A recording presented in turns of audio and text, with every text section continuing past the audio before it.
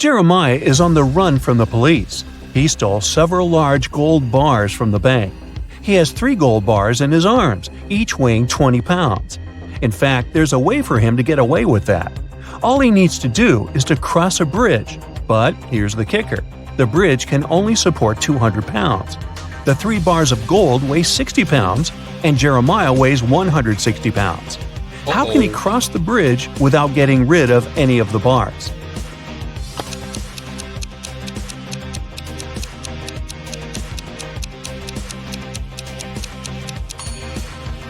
Seems like to do so, one of the bars should literally float in the air. To make it happen, Jeremiah must juggle them.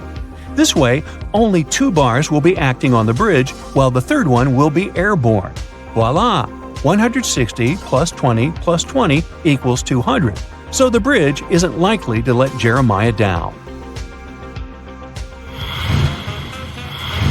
You're playing dodgeball with 2 other people, Arnie and Preston. You're standing in a triangle, and you all take turns throwing a ball at one of the others of your choosing until only one person is remaining. You have a 30% chance of hitting someone you aim at. Arnie has a 50% chance, and Preston a 100% chance. Yeah, this guy never misses. If you hit somebody, they are out and no longer get a turn. If the order of throwing is you, Arnie, and then Preston, what should you do to have the best chance of winning?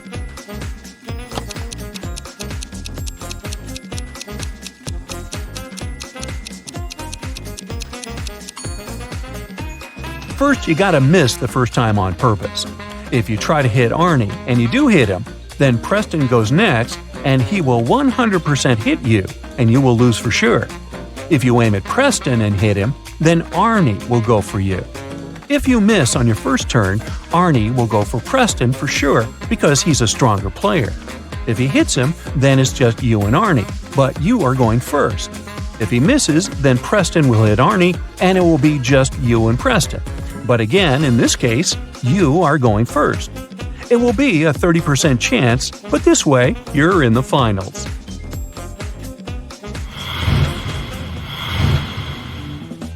A man wants to enter an exclusive club, but he doesn't know the password. Another man walks to the door, and the doorman says 12. The man says 6, and is let in.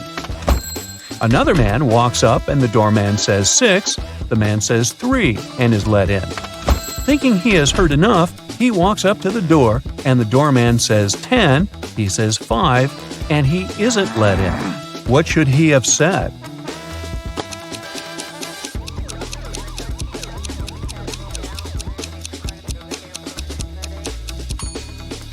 Three.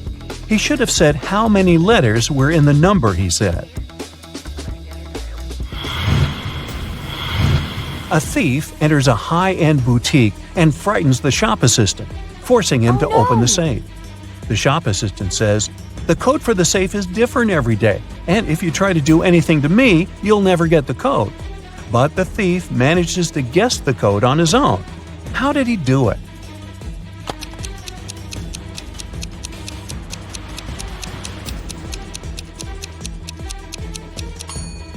That thief was smart.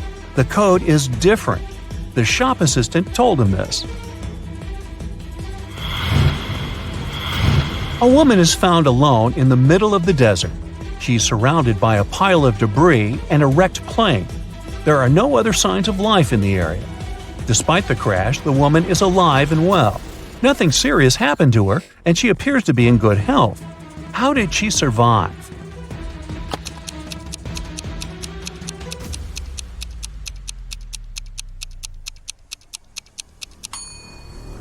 Look closer. The woman wasn't on the plane when it crashed. She survived by jumping out of the airplane with a parachute before it crashed. Two fathers and their 2 sons go fishing together. They each catch 1 fish to take home with them. They do not lose any fish, and yet when they get home, they only have 3 fish. How can this happen?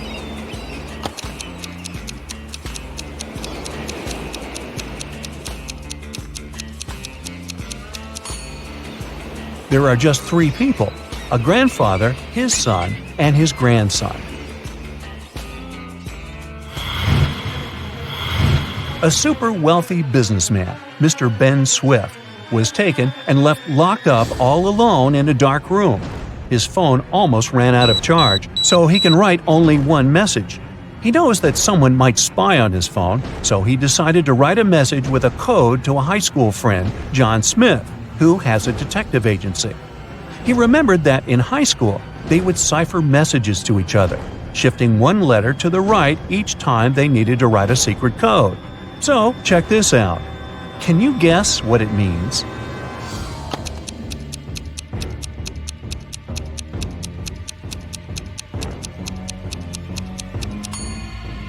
It's not gibberish.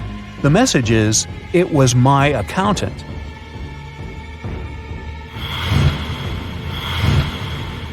You were wandering in the jungle, and all of a sudden, you saw a magnificent antique castle. You enter it and see its inhabitants. It's kind of hard to say if they're friendly or not, but hey, look, they just fetched you some snacks. Still, you can tell from their grins that these snacks must be a trap for you. You can't say no to them and need to choose something to eat. There are 4 muffins before you, all looking yummy, and your mouth is watering. One of the dwellers, who seems to be their leader, tells you that the first muffin has some fermented cabbage inside.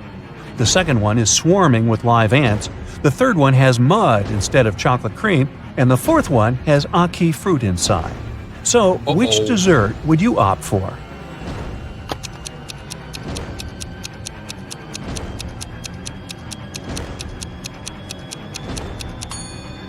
A muffin with fermented cabbage may sound weird and not dessert-like, but it's safe.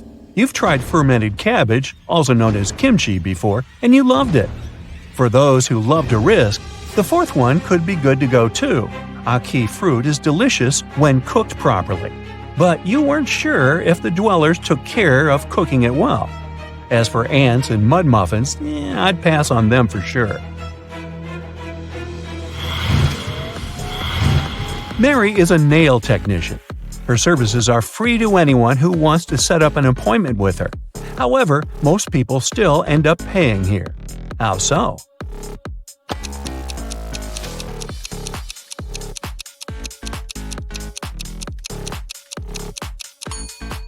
Mary only does one hand for free, so most people who come to get her services end up paying the full price. They don't really want to look bizarre with the nails done only on one hand.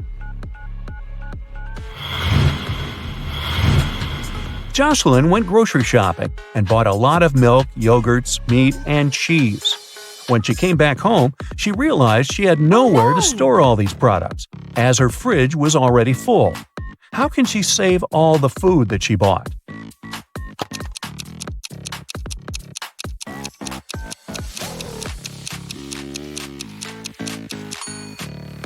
Jocelyn needs to order stuff in her fridge.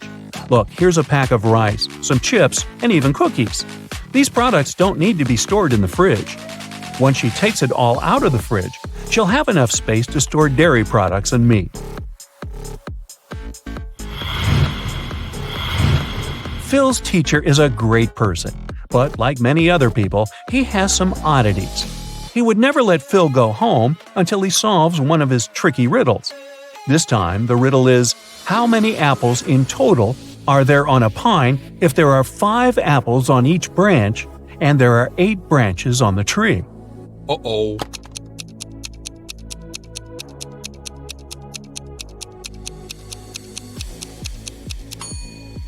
Okay, this one was easy. There are no apples on a pine. There are cones.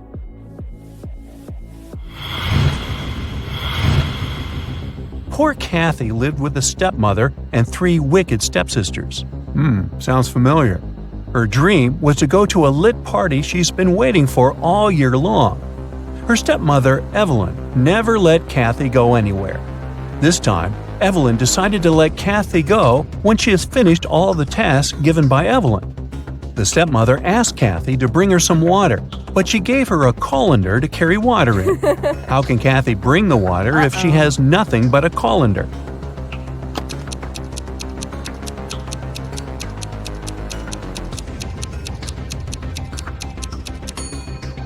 Kathy needs to freeze some water and put it in the colander.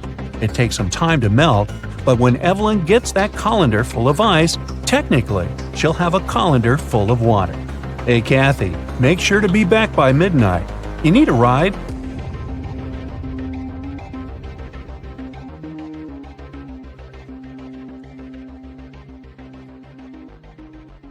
Detective Callum arrived at a jewelry store because the owner reported that someone had stolen a diamond. He didn't let any customers or a cleaning man out, so they were the main suspects. Everyone denied stealing the diamond. There were no fingerprints found. Can you help Detective Callum decide whom he should arrest?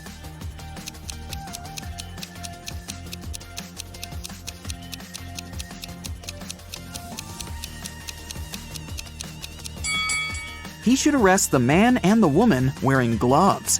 Since no fingerprints were left, it must be one of them, or both. Olivia sneaked into an old mansion to explore it and got trapped inside. There are 3 ways out, and all of them are dangerous. Behind the first door, the roof and the floor are made of magnifying glass, and the sun would burn anyone who enters. Behind the second door, there's a dangerous doll with knives that can come to life at any moment. Behind the third door, there's a room filled with poisonous gas that makes anyone's skin melt. How can Olivia escape safely?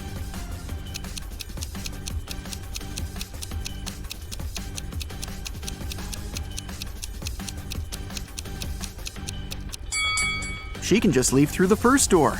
It's night, so the sun isn't shining, so the first way out is safe. Detective Callum was abroad, traveling by train, when he heard 2 men arguing. One of them, Hendricks, was blaming the other, Brian, for trying to steal his suitcase. Their suitcases looked exactly the same, and Brian claimed that he had just confused the 2 by accident. Detective Callum asked both men to open their suitcases. Do you think it was an accident?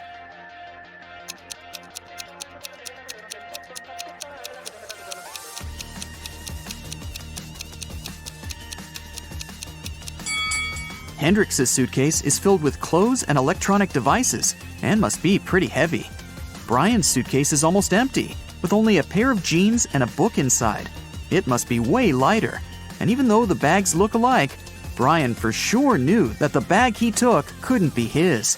It was way heavier than it was supposed to be.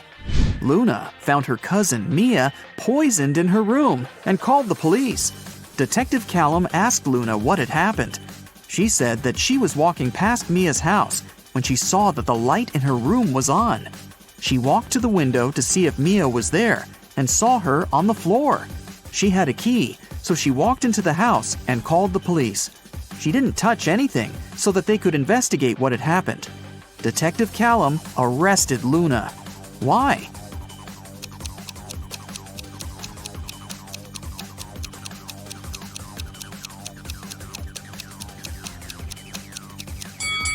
She said that she saw Mia in the window. But look, the blinds are closed. If Luna hadn't touched anything, she couldn't have seen what was going on in the room. She must be lying about something. While Ms. Virginia Dell, a rich lady, was on her 3-month business trip abroad, her mansion was robbed. The security was notified, and Detective Callum started the investigation. There were 3 people caught on the security camera, and he started interrogating them. Charlotte, Ms. Dell's cousin, said that she'd visited several times to collect the mail. Camilla, the housemaid, said that she had come 3 days ago to clean the house. Ismail, the gardener, said that she came every Wednesday to take care of the garden. All of them denied stealing anything. Detective Callum arrested one of them. Whom?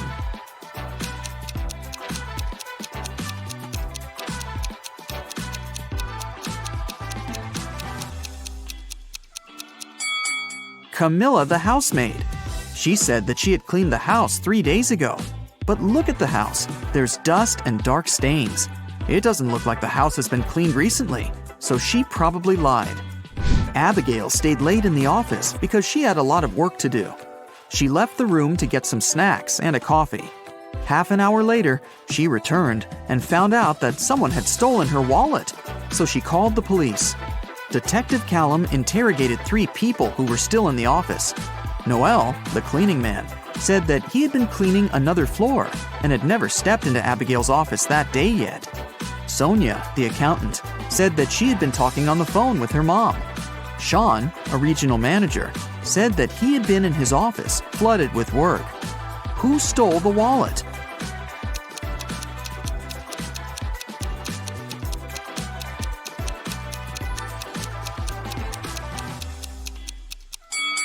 No one. Detective Callum figured out that since Abigail went to get snacks and coffee, she must have had her wallet with her. He just recommended she should get some sleep and stop overworking. Elizabeth and her daughter Ella went abroad traveling. They were walking and shopping in one remote town when Elizabeth noticed that Ella had disappeared. She called the police and they started to look for the girl. There were 3 people nearby and they were interrogated. Layla said that she hadn't seen the girl. Madison said that she had seen the girl with her mom, but that was it. Amelia said that she had heard someone screaming, but she hadn't seen who it was. Who should be arrested?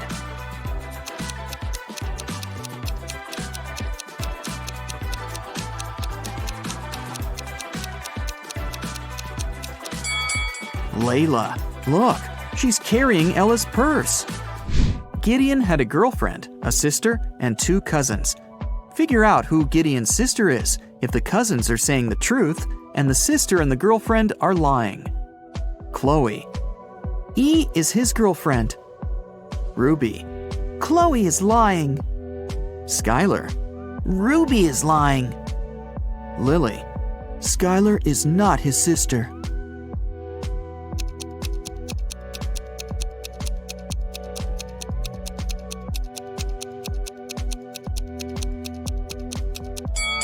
If Chloe is telling the truth, then Lily is lying. Then Skylar is his sister, who's also lying. So Ruby must be telling the truth, which contradicts that Chloe is telling the truth. So Chloe is for sure lying. Then Ruby is telling the truth, and Skylar is lying. So Lily is telling the truth. 2 liars are Chloe and Skylar, and they're Gideon's girlfriend and sister. Lily says that Skylar isn't his sister. So Skylar is his girlfriend, and then Chloe is his sister. Scarlett just moved into her new apartment 3 days ago. One evening, she was reading before bed when she heard a knock on the door. She opened the door, and there was a confused man who said, "Oh, I'm sorry. I just moved in here earlier today, and I thought it was my apartment. Once again, sorry, and good night." Then he left. Scarlett didn't believe that it was just a mistake and reported the man to the police. Why?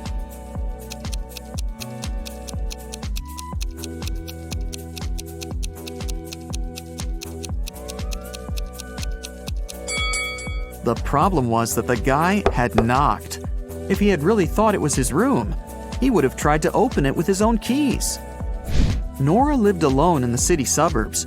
She called the police and reported that someone had robbed her house and stolen her savings that she had been keeping in a pair of socks on one of her wardrobe shelves.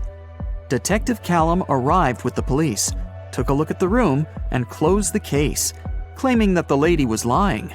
Why did he think so?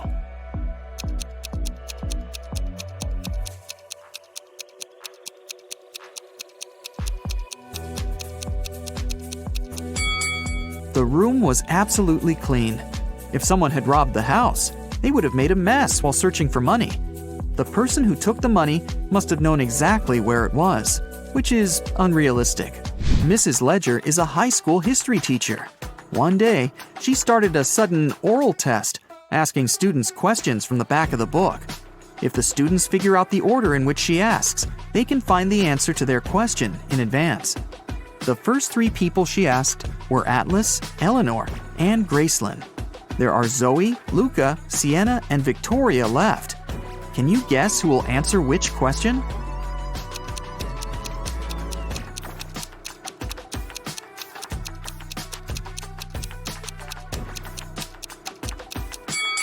Mrs. Ledger is asking students in alphabetical order. So, up next is Luca, then Sienna, then Victoria, and Zoe. Another day, another test. Once again, Mrs. Ledger is asking students. This time, the first ones to answer were Zoe, Luca, and Atlas. In which order will she ask the remaining students?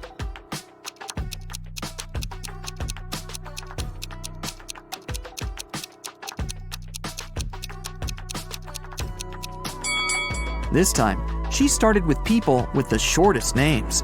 There are 3 letters in Zoe, 4 in Luca, and 5 in Atlas.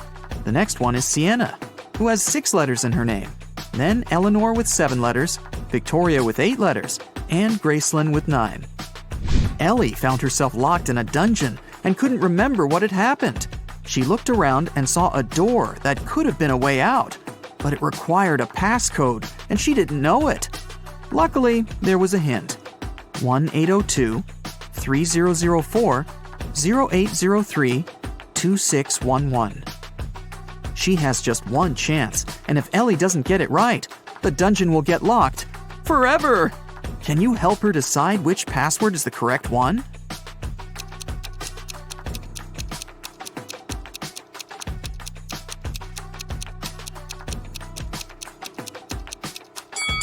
Take a closer look. Some numbers have faded away a bit. This is probably because they had been used the most. They are 1, 2, and 6. The only code that uses all of them is the last one, 2611. It must be this one. Aurora came home after a long day at the university and was excited to eat the mint-flavored ice cream she had bought in the morning. But when she opened the freezer, the ice cream was gone. Aurora asked her 3 siblings who had eaten her ice cream, and they all denied it. Dawn said, "I'm on a diet, and I haven't been eating ice cream and stuff for a week now." Everett said, "Dude, I had my chips. There was no need to eat your ice cream this time." Phoenix said, "First, I don't like mint ice cream, and second, I was in my room all day, and I didn't even go down once until now. Who has eaten the ice cream?"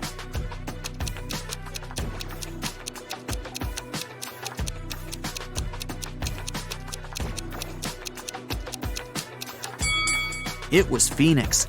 Aurora never mentioned the ice cream flavor, but he still knew it. A tourist got lost and found 3 houses. In the first one, the light is on, but the windows are boarded up from the inside. In the second one, the doors are wide open and a radio is playing inside. In the third house, everything is covered in dust, but there's a warm cup of tea on the table. Which house is the safest to enter?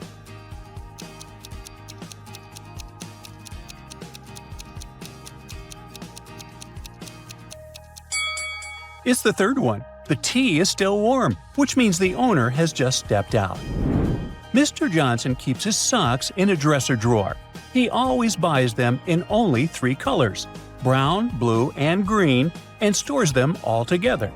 Mr. Johnson has an important meeting. He pulls the socks out of the drawer one by one without looking. What is the minimum number of socks he must take out to be sure he has a matching pair of the same color?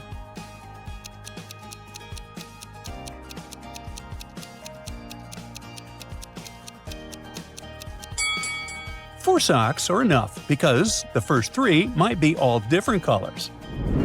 3 people are sitting at a table: a doctor, the son of the doctor's father, and the father of the doctor's son. How are these people related?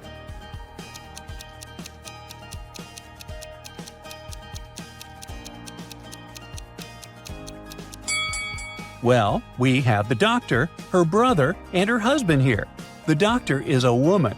The son of the doctor's father is her brother, and the father of the doctor's son is her husband. An archaeologist went down into an underground passage with 3 corridors. He can smell food from the first corridor, but the cobweb at the entrance was untouched. There's light coming from the second corridor, but there were many old torches with no traces of soot. The third passage was completely dark, but the floor was covered in fresh, muddy footprints. Which corridor did he choose to find people?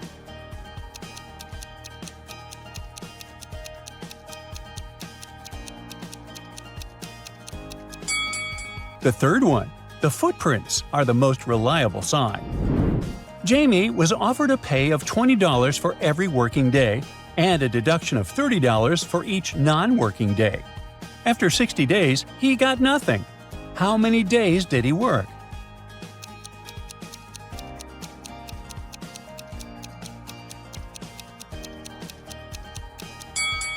If Jamie had worked every day, he would have made $1,200. For each non-working day, he lost $50. Since after 60 days, the worker earned nothing, he lost $1,200. Divided by 50, and we get 24 non-working days. So the number of working days was 36. A famous detective stared at a strange note. It was partly written in Asian characters, partly in numbers, and partly in the English alphabet. Can you read it?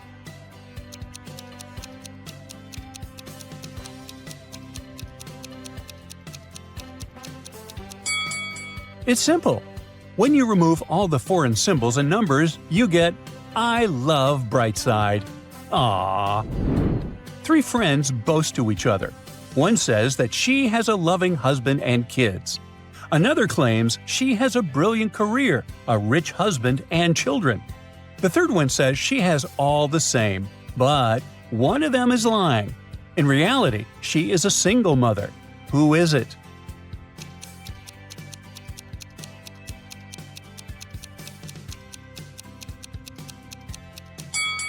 It's the first girl.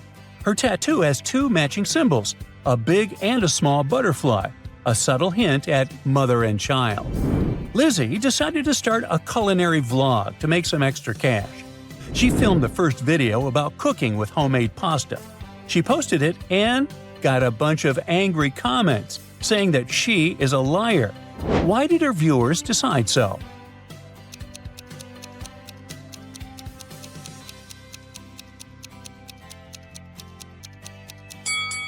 There are 3 empty instant noodle containers sitting on the counter. Obviously, that pasta wasn't homemade. Sam and Sarah are competing for the scholarship of their dreams from the Astronomy Society. The final presentation will decide who wins. After looking at the presentations of both contestants, the jury chose Sarah and told Sam to get more serious if he wants to achieve something. Why did they say so?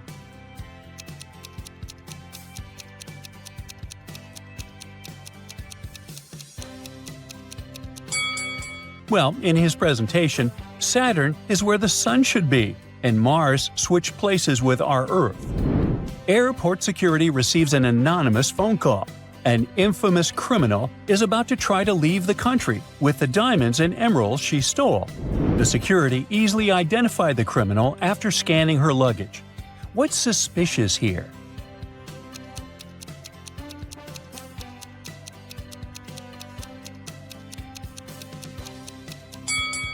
This shoe is clearly larger than all the others, and it doesn't have a pair, so she's probably hiding something inside it. Jackson was going home from a night shift and decided to have breakfast at a roadside diner. There was just one more visitor inside and a waitress who seemed a bit weird. Jackson ordered a full breakfast for $20, but when it was time to pay, the waitress brought him a bill that said $505. He paid, went outside, and called the police to report an emergency. Why did he do it?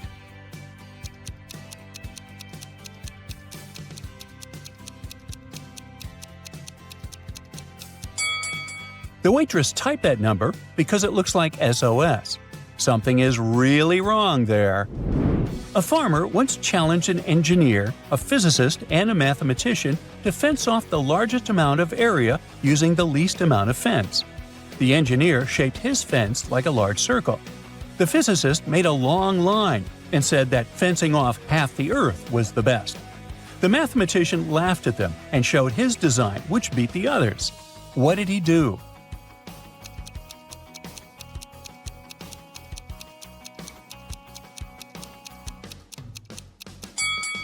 The mathematician made a small circular fence around himself and declared himself to be on the outside. Ooh, smart. Nancy stayed late at work and got locked up in the office. To get out, she must guess the 3-digit code to the door. There's a calendar next to it, and it has the letters WMF at the bottom. Can you help her figure out the code?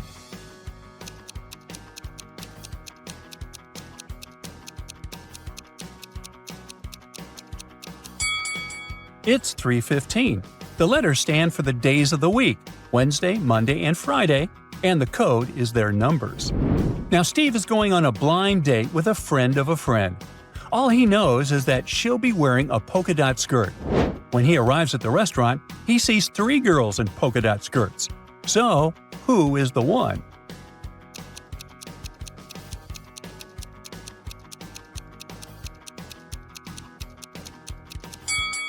There are 3 empty plates and 2 glasses on the first table, so the girl isn't alone. The second girl has almost finished her coffee and is working on her laptop. So it must be the third girl, patiently waiting for Steve. A frog falls to the bottom of a 30-foot well. Each morning, the frog climbs 3 feet up, but each night it slips 2 feet down during sleep. So at the beginning of the first day, the frog has 30 feet to go. At the beginning of the second day, it has 29 feet to go, and so on. How many days does the frog need to escape from the well?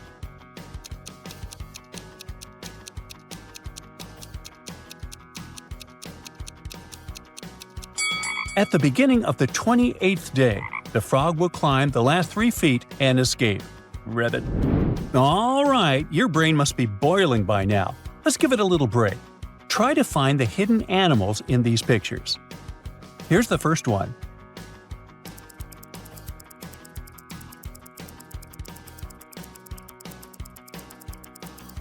Did you notice this bird right here? Now on to the second picture.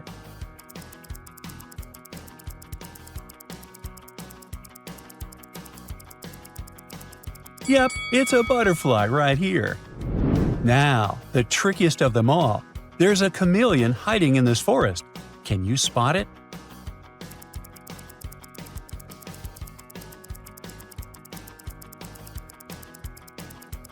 Well done! You go to a swimming pool once a week, and today's the day, but everything suddenly goes wrong. As soon as you enter the swimming pool, you look at the TV in the hall. Breaking news! Someone spotted a zombie in town. They probably went downtown, and they may be anywhere. If you see one, call the police immediately. You think it's probably safer to stay in the swimming pool. Zombies are slow and probably aren't good at swimming. So you go to the shower to change, but as soon as you enter the shower room, you notice that something's off. Who's a zombie?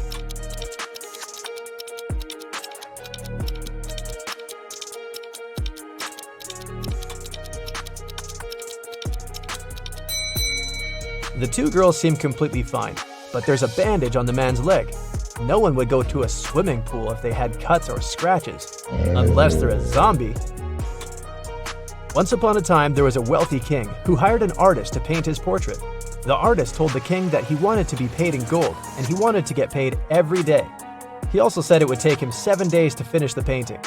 The wealthy king had only large bars of gold, and he wanted to give 1 bar for his work. But since the artist wanted to get paid daily, he needed to come up with a plan. He had a magic tool that could cut any material, but it was able to make only 2 cuts. How did the king split the gold bar so that the artist got his gold every single day in equal amounts?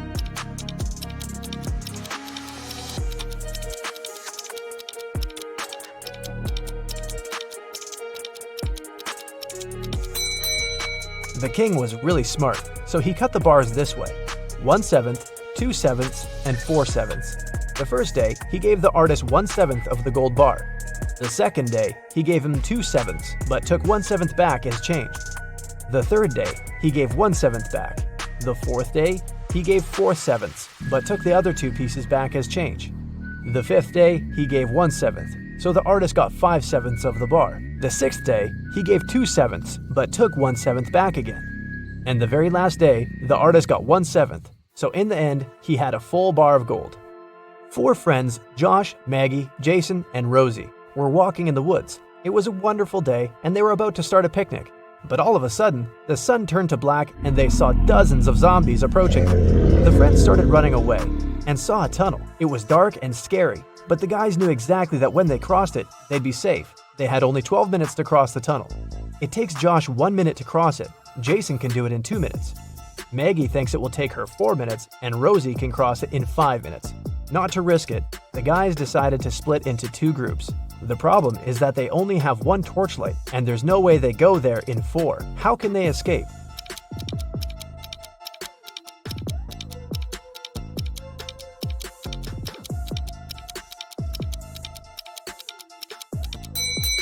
First, Josh and Jason should cross it with a torchlight while the girls are waiting on the other side. It takes 2 minutes, plus 1 minute for Josh to go back. They still have 9 minutes. Josh hands the torchlight to the girls, and they cross the tunnel in 5 minutes. 4 minutes left. When the girls are on the other side, they give the torchlight to Jason, who comes back to take Josh in 2 minutes, and they run back together in another 2 minutes. The airport security had an emergency alert. There's a man with fake documents trying to fly away from New York. They had 3 suspects who look almost the same. Which passport is fake?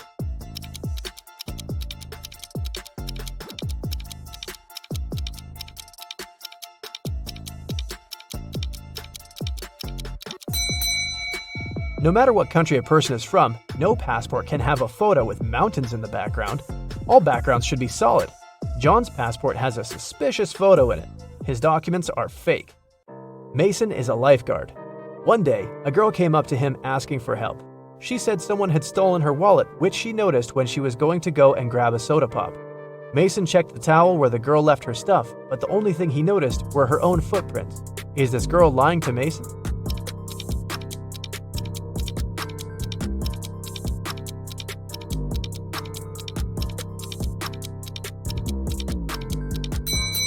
The girl was telling the truth. Mason had an eagle eye, and he saw a guy with a fishing rod. He must have stolen the girl's wallet. No one wants to go fish in the public beach. Robbers stole a few precious gems the other day. The police were alerted immediately, but they didn't know where to look for the thieves. Suddenly, they got an anonymous email. Check all the bottles in the cars leaving the town. Best regards, Mr. X. At the end of the day, the officers stopped a car loaded with boxes and bottled water. The bottle bottoms were all covered with paint, so they thought the gems should be in one of them. The level of water was the same in all the bottles, but when one of the officers placed one of them right next to the box, he instantly realized something was off. What was it?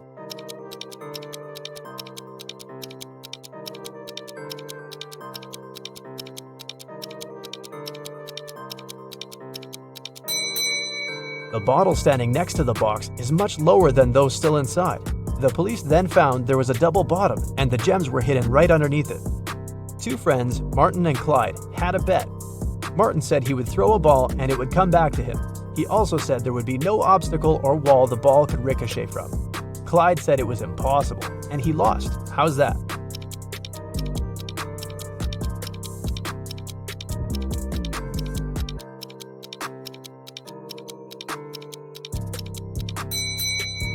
Martin threw the ball straight up.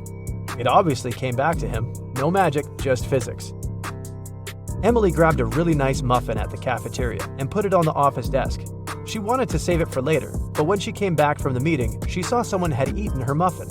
There were only 3 people who could do that, and only one person is telling the truth. Grace said it was Alicia. Alicia said she didn't eat anything. Tina says she didn't eat anything either. Who ate the muffin?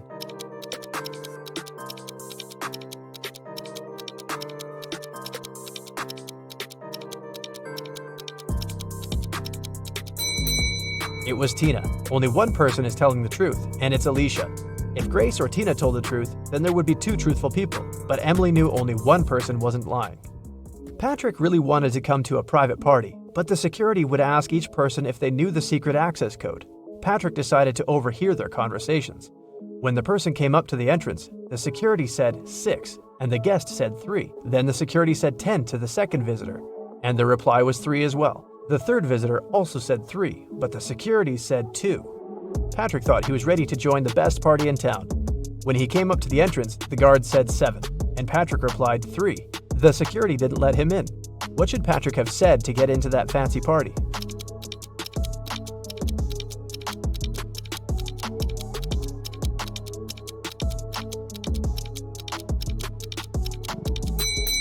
He should have said 5. The guest needed to count letters. 6, 10, and 2 have 3 letters. That's why the answer was 3. In the word 7, there are 5 letters. Ben loved diamonds. For some time, he would spend $5,000 a day on precious stones. At some point, he realized he had too many gems, so he started selling them at $3,000 a piece. Sometime later, he became a millionaire. How is that possible if he was obviously losing money?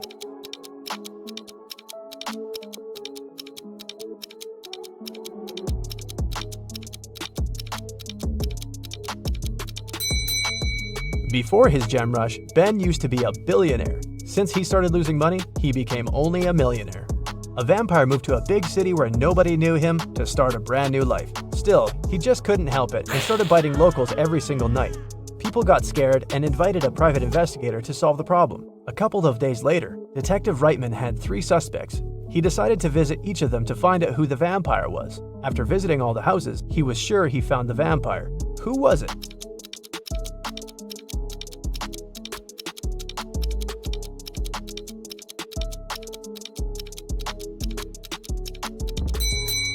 Well, the man on the left has loads of garlic in the kitchen, and vampires are scared of it. The second suspect had a lot of silver-plated accessories, earrings, piercings, and a chain. Vampires don't really like silver. The guy in the blue shirt is a vampire. Long ago, in the kingdom of Riddles, a criminal was caught. The guards took him to the king, who was famous for loving riddles. King Archibald said that if Harry, the criminal, managed to solve his riddle, he would set him free. Harry agreed, and Archibald drew a 2-foot line on the ground with his foot. The king asked Harry to make this line 2 times shorter without touching it. In the end, Harry was free. What did he do?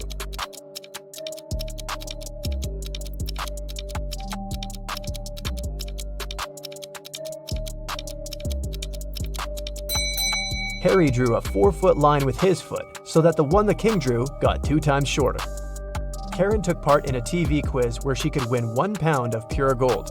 This quiz wasn't like ordinary ones. At the end of the show, the host brought her 3 large jars. Each of them has 1 pound of pure gold inside, plus some unpleasant surprise. The first jar has venomous snakes inside, the second one is full of acid, and the third one is filled with boiling hot water. Karen could only use her hands to get the gold out of the jars. She has 30 minutes to think. Which one should she choose?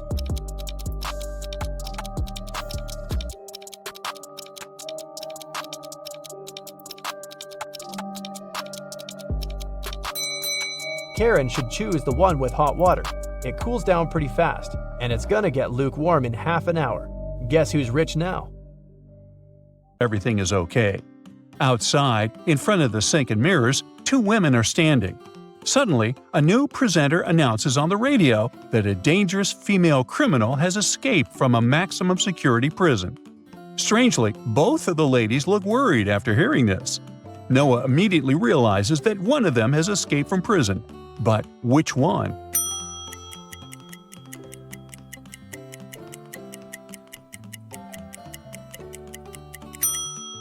The second woman, who is putting on makeup, is the fugitive the police are looking for.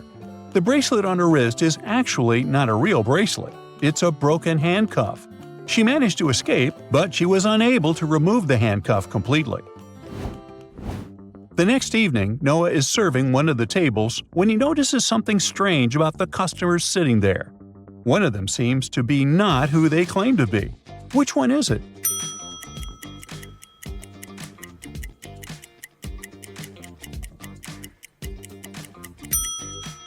The bearded man is actually a woman. Have you noticed her elegant hands with long nails she's hiding under the table? Plus, it looks like her mustache has unglued from one side. Uh-oh. Noah is the last one to leave the restaurant that night. Before he rounds the corner, he hears some suspicious noise and turns around. Oh no! Someone is sneaking into the restaurant. Noah calls the police and rushes inside to investigate. He switches on the lights and, at first sight, sees nothing out of the ordinary. But soon he realizes where the intruder is hiding. Have you spotted them too?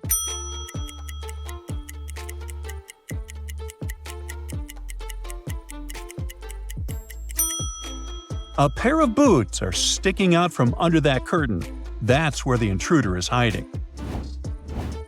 The police arrive fast and arrest the intruder. Noah is finally free to go home. But the universe seems to be laughing at him that night. At one point, he realizes he's lost his way. In front of him, there are 3 roads. Which one should he opt for to stay safe?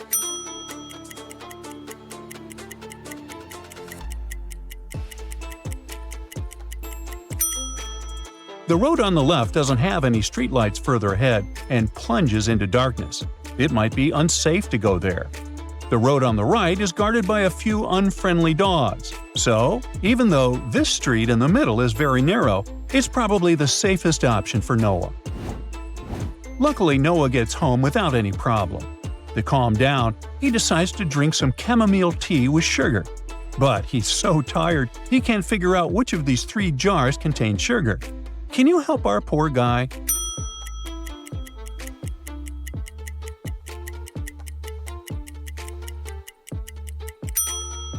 Well, the substance in the jar on the left is pinkish, so whatever it is, it's not sugar. The jar in the middle contains something that looks like fine dust. It must be flour. So, the jar on the right is filled with sugar. Once, Noah's friends, Liza, Laura, and Mia, came to his restaurant. After the meal, they asked him if he could help them split their $56 bill. Noah did as they asked. As a result, Liza paid twice as much as Laura, and Laura paid twice as much as Mia. How much did each person pay?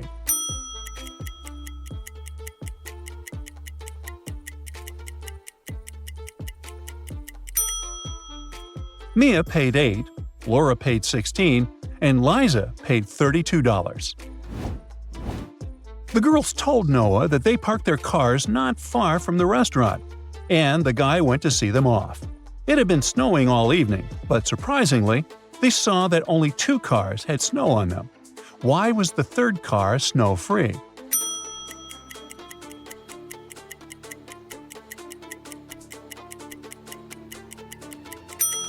Look, the 3rd friend was parked under a tree. It blocked the snow. Noah is going to work. Suddenly, he stops and stares at the scene in front of him. All because he realizes that not 1 but 3 things seem to be off in this street. What made Noah stop?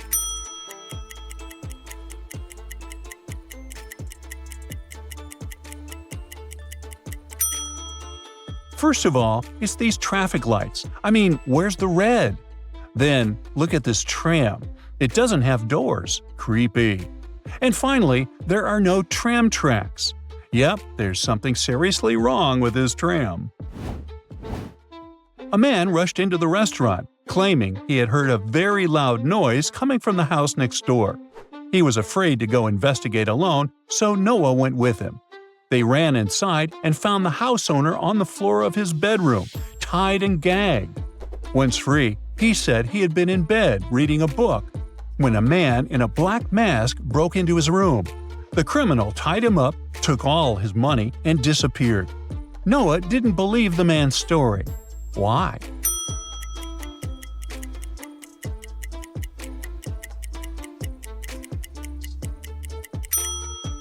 There isn't even a wrinkle on the covers of the bed. Something doesn't add up. The man must be lying, or the burglar is a very neat dude. Noah's colleague, Julia, who had helped him that day, called the restaurant and told the guy that she was running a bit late, but she promised to come at 8.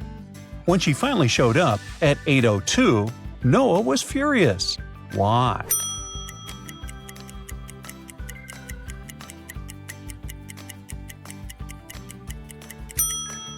Noah works night shifts, so of course, he thought Julia would come in at 8 p.m., but the girl showed up at 8:02 a.m. Noah's boss gave the guy a sack with coffee beans and asked him to fill 2 empty sacks with the beans from the first sack. But the problem is, all 3 sacks are of the same size. How can Noah do it?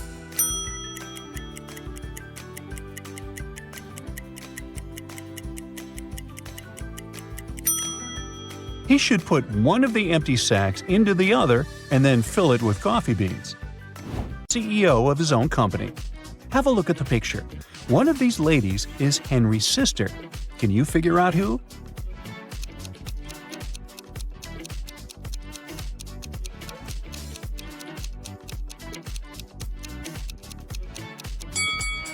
Although he's looking at the woman on the right, his sister is on the left. They both have the same birthmark on their necks. Good eye, if you caught that. There was a recent break-in at Mr. Frank's grocery store. Luckily, the security cameras captured everything. Mr. Frank called in Detective Harper to crack the case. Harper noticed one small but very important detail that solved the mystery. Take a peek at the images Detective Harper reviewed. Can you figure out who the thief is?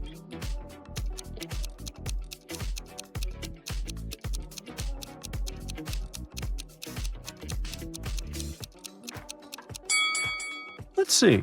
That guy is just carrying around a baguette. The one near the fridge has normal groceries in her cart. And the last guy is holding a lettuce in his hands. But hey, take a look at the lettuce. It has such a weird shape. In fact, it has a banana inside of it. That guy was trying to sneak out with a banana and a lettuce. He's the thief, definitely. And a weird one. It's finals week at Crestwood Academy, and the tension is sky high. Check out the classroom and see if you can figure out who is cheating.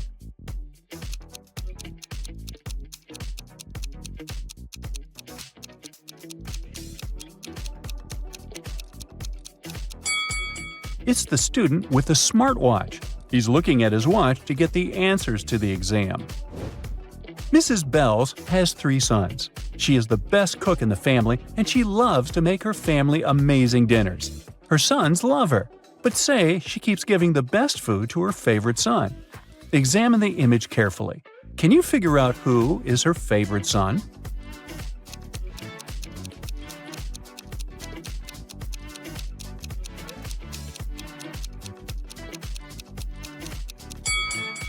It's the one in the middle. While all the other boys have a food plate in front of them, the little guy in the middle is already eating dessert. She gave him the best first.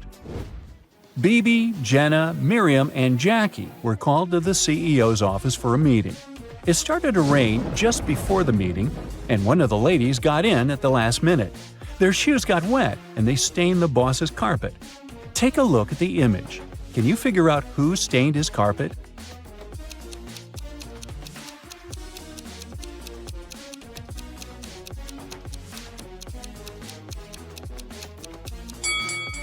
It was Miriam, the third lady in the middle. She is the one wearing high-heeled shoes, and if you look closely, that's the shape that matches the footprints. It was Paula's wedding, and everyone was beyond excited. One of the bridesmaids just caught the bouquet and was happily talking to the other ladies about it. Take a look at the image. Can you figure out which one of them caught it?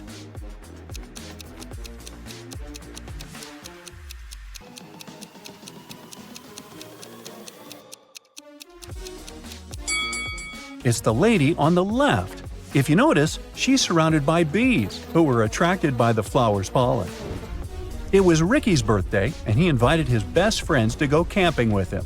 The weather was perfect, so they decided to get a group picture next to the lake. Take a look at the picture. Can you figure out which of these two people are a couple?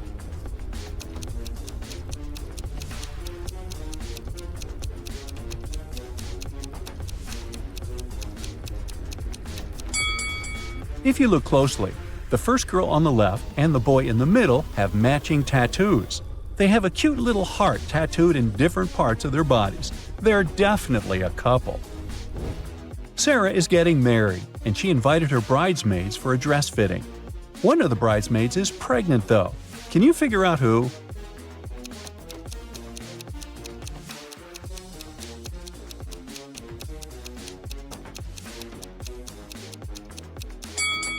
Oh, it's the lady eating the pie, of course. She's definitely having one of those irresistible cravings. Sandy and Priscilla met for afternoon tea, and one of the ladies took Jake, her younger son, along. Can you figure out who Jake's biological mother is just by looking at the picture?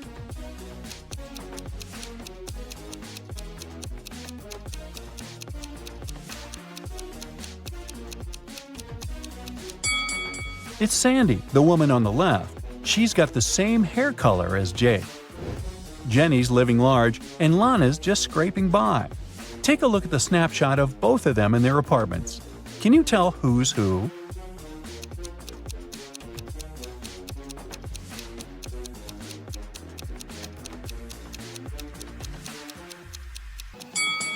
Lana's on the left. Even though her place looks pretty stylish, all the decor still has the price tags on it. She's probably planning to return everything after snapping that picture.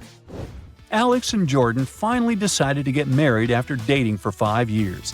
On their wedding day, Just before the ceremony was about to start, Jordan asked Alex to grab a bracelet from her dressing room, the one he gave her on their first anniversary. But when Alex walked in, something super weird happened. 3 Jordans were standing before him, all looking exactly the same. Since Jordan's uncle was a bit of a mad scientist, Alex immediately suspected he'd cloned her. Take a look at the picture. Can you figure out which one is the real Jordan?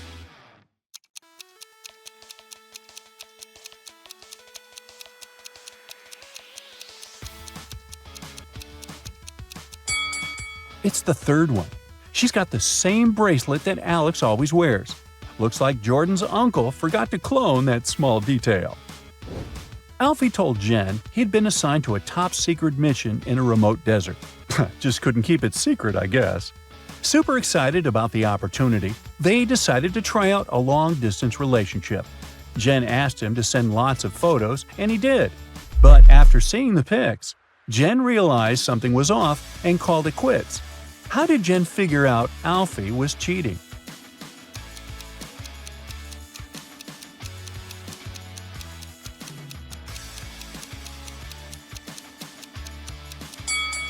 One of the last pics that Alfie sent had palm trees in the background, but there aren't any palm trees in the desert. Plus, the photos of the animals, there were kangaroos and koalas, which definitely don't live in the desert. Looks like Alfie faked the pics and wasn't where he said he was. Oh, and in one of the photos, there's a lipstick smudge on his shirt. I have some more riddles for you today. Let's start with the easy ones for a warm-up. Can you find the odd one out?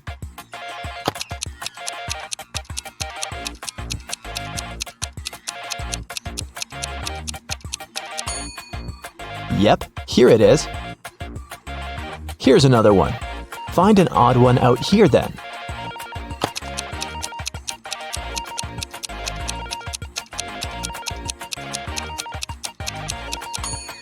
Perfect, here it is. How about this one?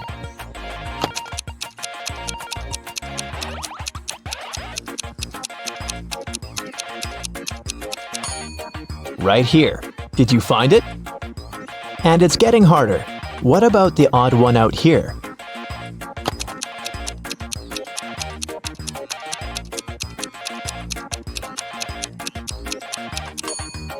Look, it's this one. All the other hands are the right ones, and this one is the only left hand. Now I'll show you 2 pictures. Your task is to find 5 differences between them. Ready?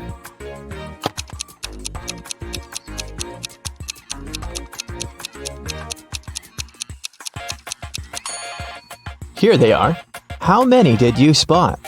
Let's do it one more time. Find 5 differences here. Keep your eyes wide open.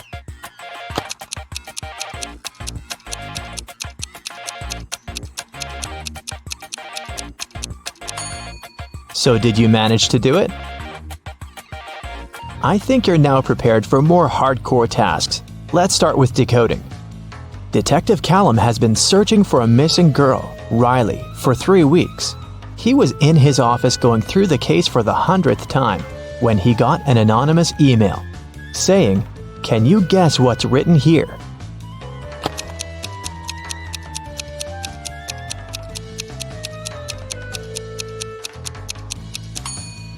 It's just written in reverse order. If you read it from right to left, the message turns into, "The girl is in a hidden room beneath the Central Cafe. Bring $500 and I will tell you the passcode." Someone robbed a bank, and Detective Callum was leading the investigation. There were 2 robbers, but the police managed to catch only one of them, Dante. Dante refused to name his accomplice, but the police had 3 suspects, Bree, Ivory, and Ronan. Detective Callum took a brief look at them and knew exactly who the second robber was. Who was it, and how did he know?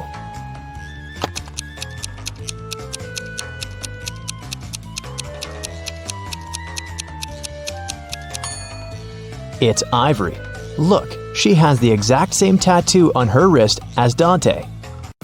Holland went to work and asked her boyfriend, Kyler, to walk the dog. Kyler agreed, but then his friend called him and suggested to come over to play a new video game. So, Kyler decided to skip the dog walk and went straight to his friends. Holland and he met right outside the house when they were both going back home. Kyler said that he'd walked the dog and then went to play with his friend. But Holland knew that he was lying. How?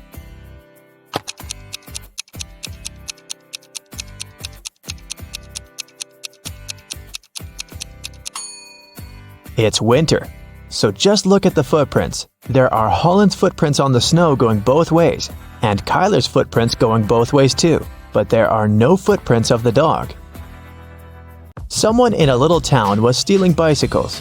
Every time someone's bike was stolen, the owner would find a business card with 2 emojis printed on it. The police had 3 main suspects: Ocean Walker, Rebecca Smith, and Damian Jones. Who is the robber?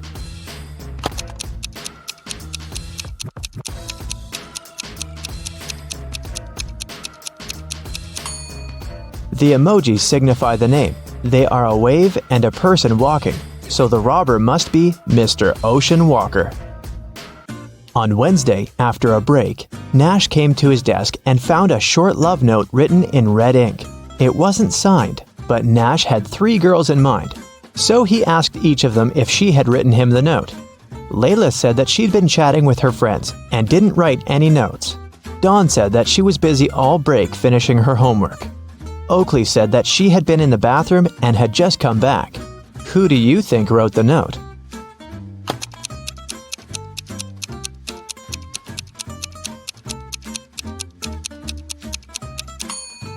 Look, Oakley's hands are covered in ink. It's blue ink, but still. If she really was in the bathroom, her hands would be clean. So she must be lying, and she must be the one who wrote that note. Adley was kidnapped and woke up in a dungeon. There were 3 ways out, but they all looked dangerous. Behind one door, there were many little robots that were ready to attack her. Behind the second door, there were 3 trained tigers. Behind the third door, there were 3 big and very hungry dogs. Which way should Adley choose to get out safely?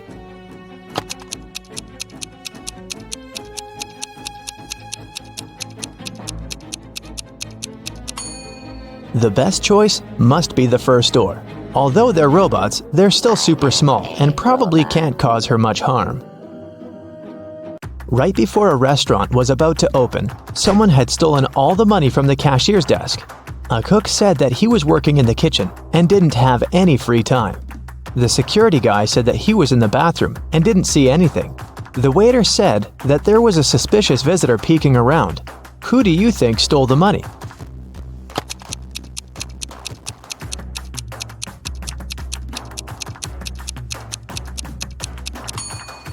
The restaurant was still closed and there couldn't be any visitors, so the waiter must have lied and is probably guilty.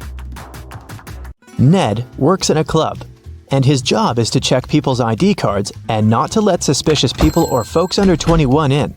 Take a look at ID cards and help him decide if he can let each visitor in or not. Here's the first one. What do you think?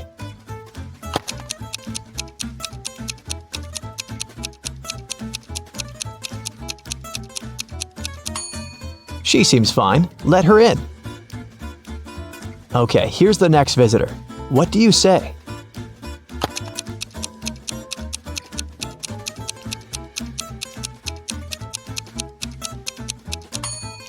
June 31st does not exist. There are just 30 days in June, so nope.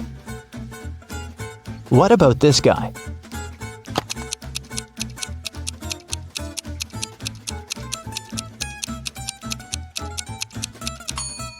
Something is wrong once again. Even though February 29th theoretically exists, there was no February 29th in 1977. It's every year that can be divided by 4. Okay, what do you think about this girl?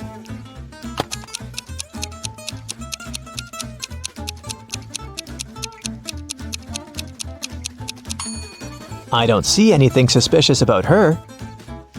Here's another candidate for the club. What do you think?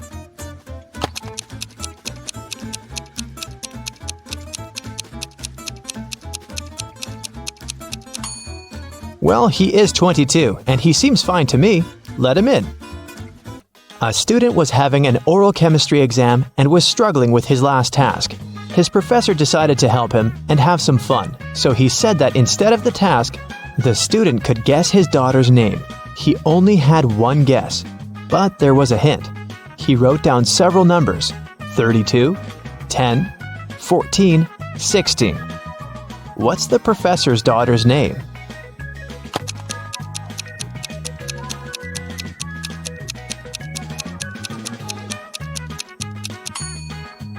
It's a chemistry class and chemistry professor, so there must be something related to chemistry. Look, there's even a periodic table in the background to help you. The 32nd element is germanium, or Ge, and the 10th one is neon, or Ne, and the 14th one is silicon, or Si, and finally, the 16th element is sulfur, or S. Together, they form the name Genesis. A bank was robbed, but they couldn't find the robber. A week later, at night, Detective Callum woke up from a call from a local shop's owner. He said that he found the money under his terrace. Detective Callum arrived, but there was only half of the money stolen. The man said that he had seen a man by his shop a week ago. It was a full moon, so he could see that the man had red hair and was wearing a dark hoodie. Still, the shop owner was arrested. Why?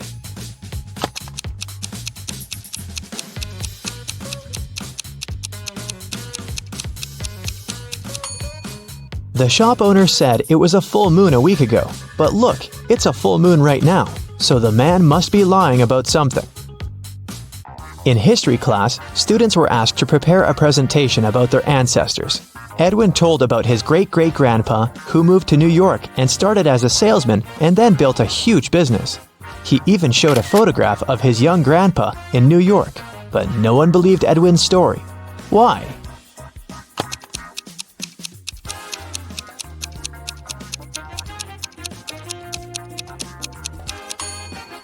Even though the picture is black and white and looks old, old New York looks very much like modern New York, with dozens of skyscrapers.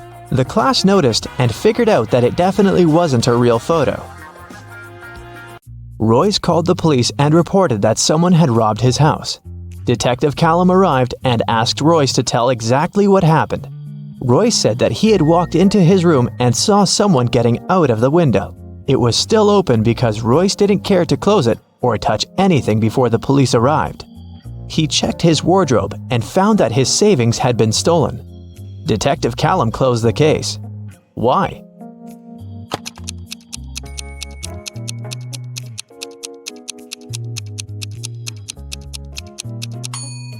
The robber couldn't go out the window without stepping on the bed, but the bed is perfectly made, so it looks like no one was leaving through the window. Kaya was studying in the library. She went to the bathroom and left her things on the desk. When she returned, she found that her wallet had been stolen. She called the police and they interrogated the 3 students who were also in the library. Andre said that he had left the library right after Kaya to get a drink from the vending machine and hadn't touched any of her things. Poppy said that she was studying the whole time and not paying attention to anything. Rhea said that she was in the other part of the library looking for a book she needed and hadn't seen anything suspicious either. Who stole the wallet?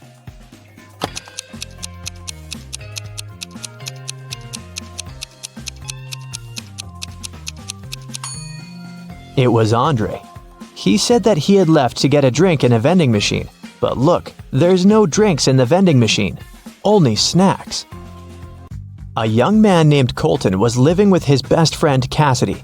One morning, he called the police because Cassidy wasn't breathing.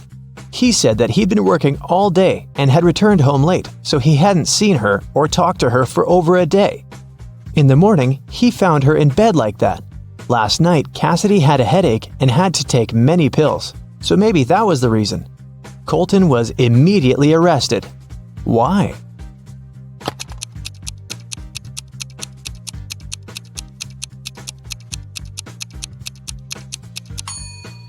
Colton obviously didn't communicate with Cassidy, but he still somehow knew what she was doing in the evening.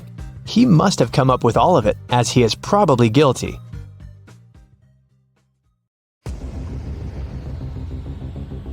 Matt buys a new house. In the basement, he discovers 3 signed boxes and a note. It says that one of the boxes contains $1 million. The 2 other boxes are empty, according to the note. Only one of the 3 messages written on the boxes is true. On the first box, it said that the cash is not there. The second box has a similar message: the cash is not here. And the third box says that the cash is in the second box. If you were Matt, which bag would you choose?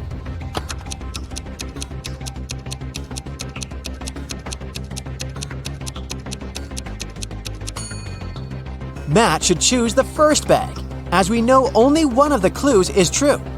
So the money should be in the first bag. Matt walks out of his house and goes to the garden. He pulls out his right hand. Suddenly, a bee lands on it. What's in Matt's eye?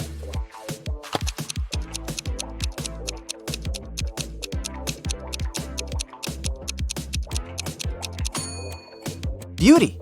Why? Because beauty is in the eye of the bee holder. In the garden, Matt takes 2 pictures. Can you spot 3 differences between them?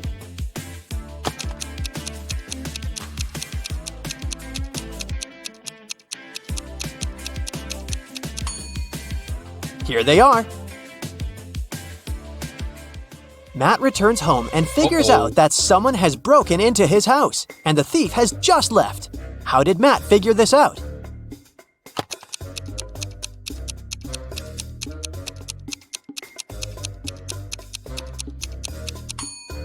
Someone turned on his electric stove and put a plastic bag on top. The plastic is only half melted, so the thief must have left a few seconds ago. Matt goes to his favorite vegan restaurant as usual on Fridays. He orders a slice of pizza, puts it on a table, and leaves for a couple of minutes to wash his hands. Then Matt comes back and finds out that his pizza is gone. He interrogates 3 customers nearby. Harold says, "I'm not hungry, so I didn't even look at your food. I came here for the sake of coffee." Bella says, "I was having a video call with my boyfriend. He lives in another country, so we go on virtual dates every Sunday. Distance is so exhausting." And Anna says, "I was taking pictures of my food, so I didn't look around. You can check them out if you don't believe me." After hearing about what they had to say, Matt knows for sure who's a liar. What about you?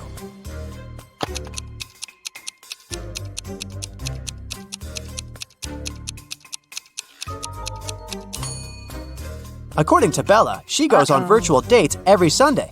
But it's Friday. Liar!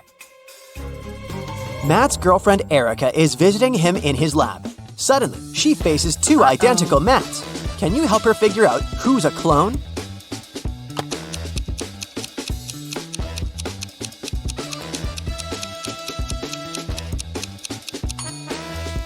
The guy on the right has a scar on his arm. Meanwhile, the clone doesn't have any because his skin is brand new.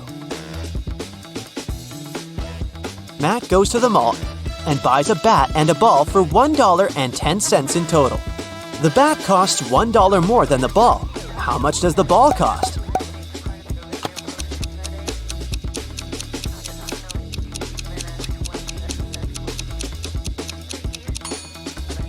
Nope, the correct answer is not 10 cents. It's actually a little less. A ball costs 5 cents and the bat $1.05. And together they total $1.10. Someone robbed Matt's lab. The thief stole the cloning device and he's going to hand it over tonight. This is a great opportunity to catch the criminal. The police figure out the approximate place where to look for the device. They decide to question several people nearby. Greg says, "The garbage truck has just emptied the overhead trash cans." Jeff says, "I'm in charge of these trash cans. I checked all the cans next to the yellow ones and found nothing interesting." And Bill just points at all the trash cans that someone approached today. Can you help the police find the trash can with the stolen device?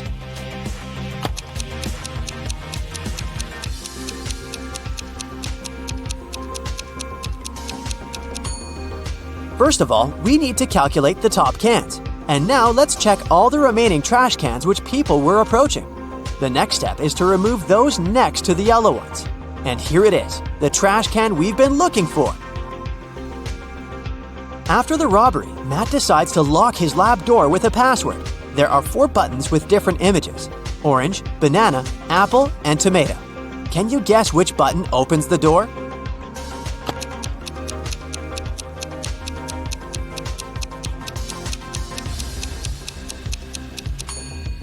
The odd one out is the tomato because all the others are fruits, so it should open the door. A priceless crystal disappeared from the local science museum. The thief left no trace behind. After analyzing the museum's security cameras, Matt invites 3 suspects for an interrogation. The security guard says, "I only left my post once during lunchtime. I can swear that the crystal was still there when I came back." The museum curator says, "I spent the day guiding a tour of foreign scientists. They came to see the crystal at the beginning of the tour. It was still shining bright in its place." One of the visitors says, "I only popped in for a quick visit. I didn't even pass through the room where the crystal was kept." After hearing their stories, Matt knows for sure who the thief is. What about you?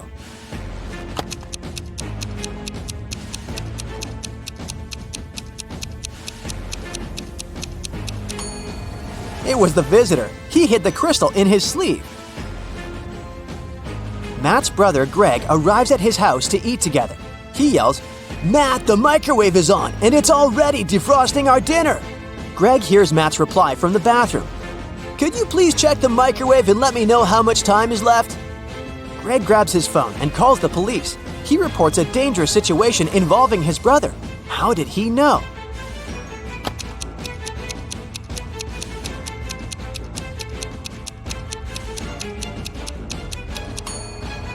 Greg is blind, so his brother would have asked him to look at the microwave because Matt knows that Greg can't see. This made Greg suspicious, and that's why he called the police. The next day, Matt wakes up in a secret abandoned lab. He wanders around and finds 3 doors leading to freedom, but each door is hiding an unpleasant surprise. Here's a creepy monster sitting in a cage behind the first door.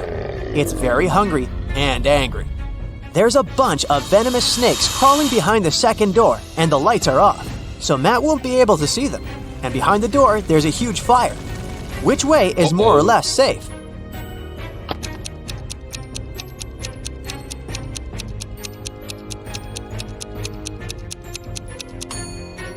He should choose the first door. The monster is in a cage, so Matt can just pass by and escape. Matt manages to escape and enters the nearest gas station. He spots 3 odd things about this place right away. Can you see them too?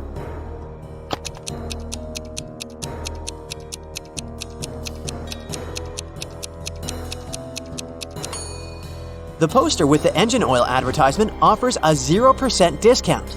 The cashier has an octopus tentacle instead of hands. See this package of chips? It says they have the flavor of spiders. That's weird. The cashier agrees to help Matt get home if he manages to solve his riddle. I came first on Earth, but second in heaven. I also come twice a week, but I'm found just once a year. I stay away for months, but you can find me in February. What am I?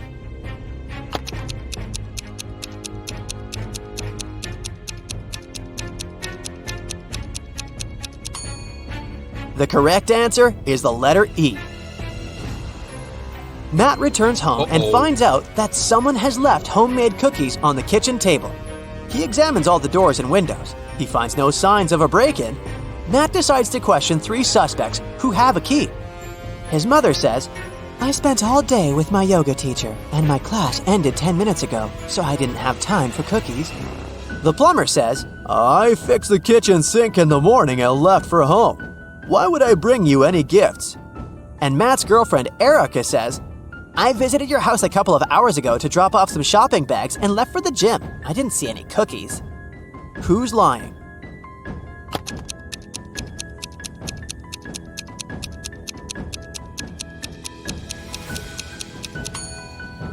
The plumber. Take a closer look at the kitchen sink. It has no tap. Therefore, he lied. Matt is walking in the local restaurant and gets lost in a maze. He has only 15 seconds to get out before it starts raining. Can you help him find the right direction?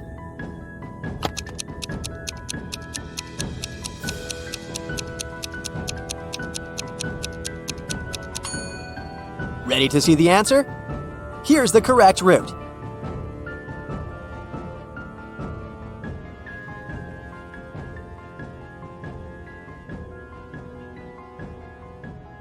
Decided to drive herself from New York to Boston. When she arrived at the campus, she noticed that one of her tires was punctured. Somehow, she managed to make it all the way without having to stop to change it. How?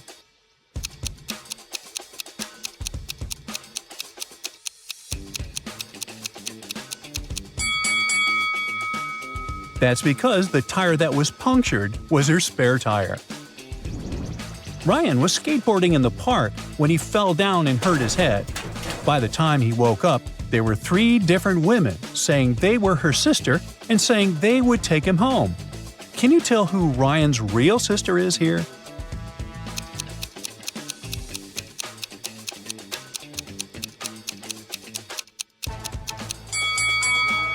For starters, Ryan is brunette and there's only one brunette woman. The other ones are blonde. Plus, they're both wearing a bracelet that says Smiths, which must be their last name. Sarah and David are late for work. They left their house in a hurry to get to the bus station on time. One of them is definitely not going to be able to catch that bus. Can you tell which one of them it is just by looking at the picture?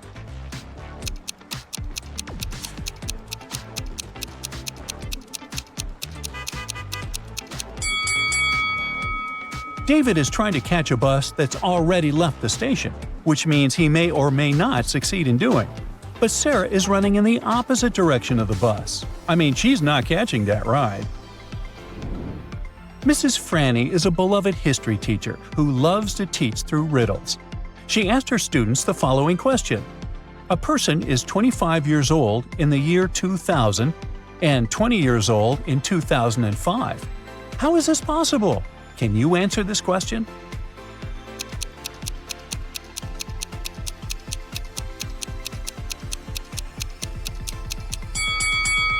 It's possible because the person lived before the common era we're living in now, and years were counted in a different way. Sarah is an influencer, and she interviews millionaires, asking them how and when they earned their first million. She boarded a train in Paris, looking for the next person to interview. Inside the train cabin, there were 3 people that looked really rich, except that one of them was faking it. Can you tell who?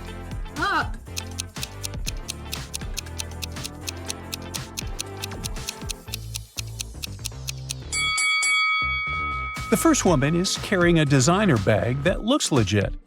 The elderly man is wearing a really expensive suit. But if you look closely, the blonde man's sweater has a tag written polyester in it. That's such a cheap material. He's definitely not rich. Mark and Lisa said they could bring cakes to their office parties, but both of them are having a tough time baking the cake. Can you figure out who is having a worse time baking it, though?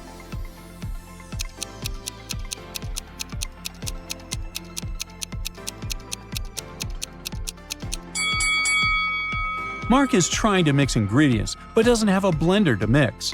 And Lisa's doing the same, but the oven won't turn on, so Lisa is having the worst time. Mark can mix it with a spoon, but Lisa can't cook without an oven. Becca and Emily were freshmen in university. They needed to pass a challenge to get into a very selective sorority. The test was to pick 25 red apples, 47 green apples, and 3 yellow apples in a huge garden. Who do you think is doing a worse job here?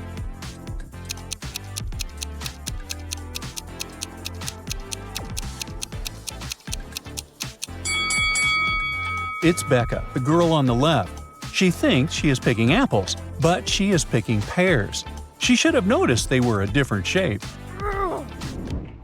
Martha is getting married, and she invited her bridesmaids for a dress fitting.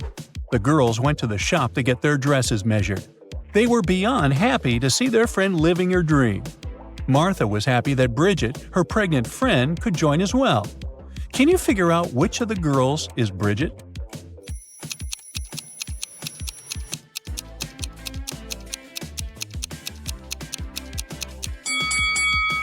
Oh, it's the lady eating the pie, of course. She's definitely having one of those irresistible craving moments.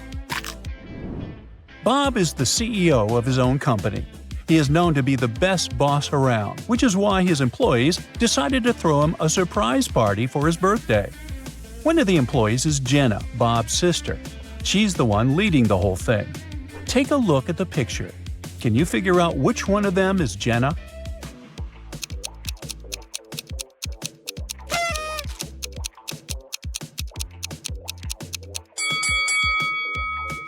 Although Bob's looking at the woman on the right, his sister is on the left.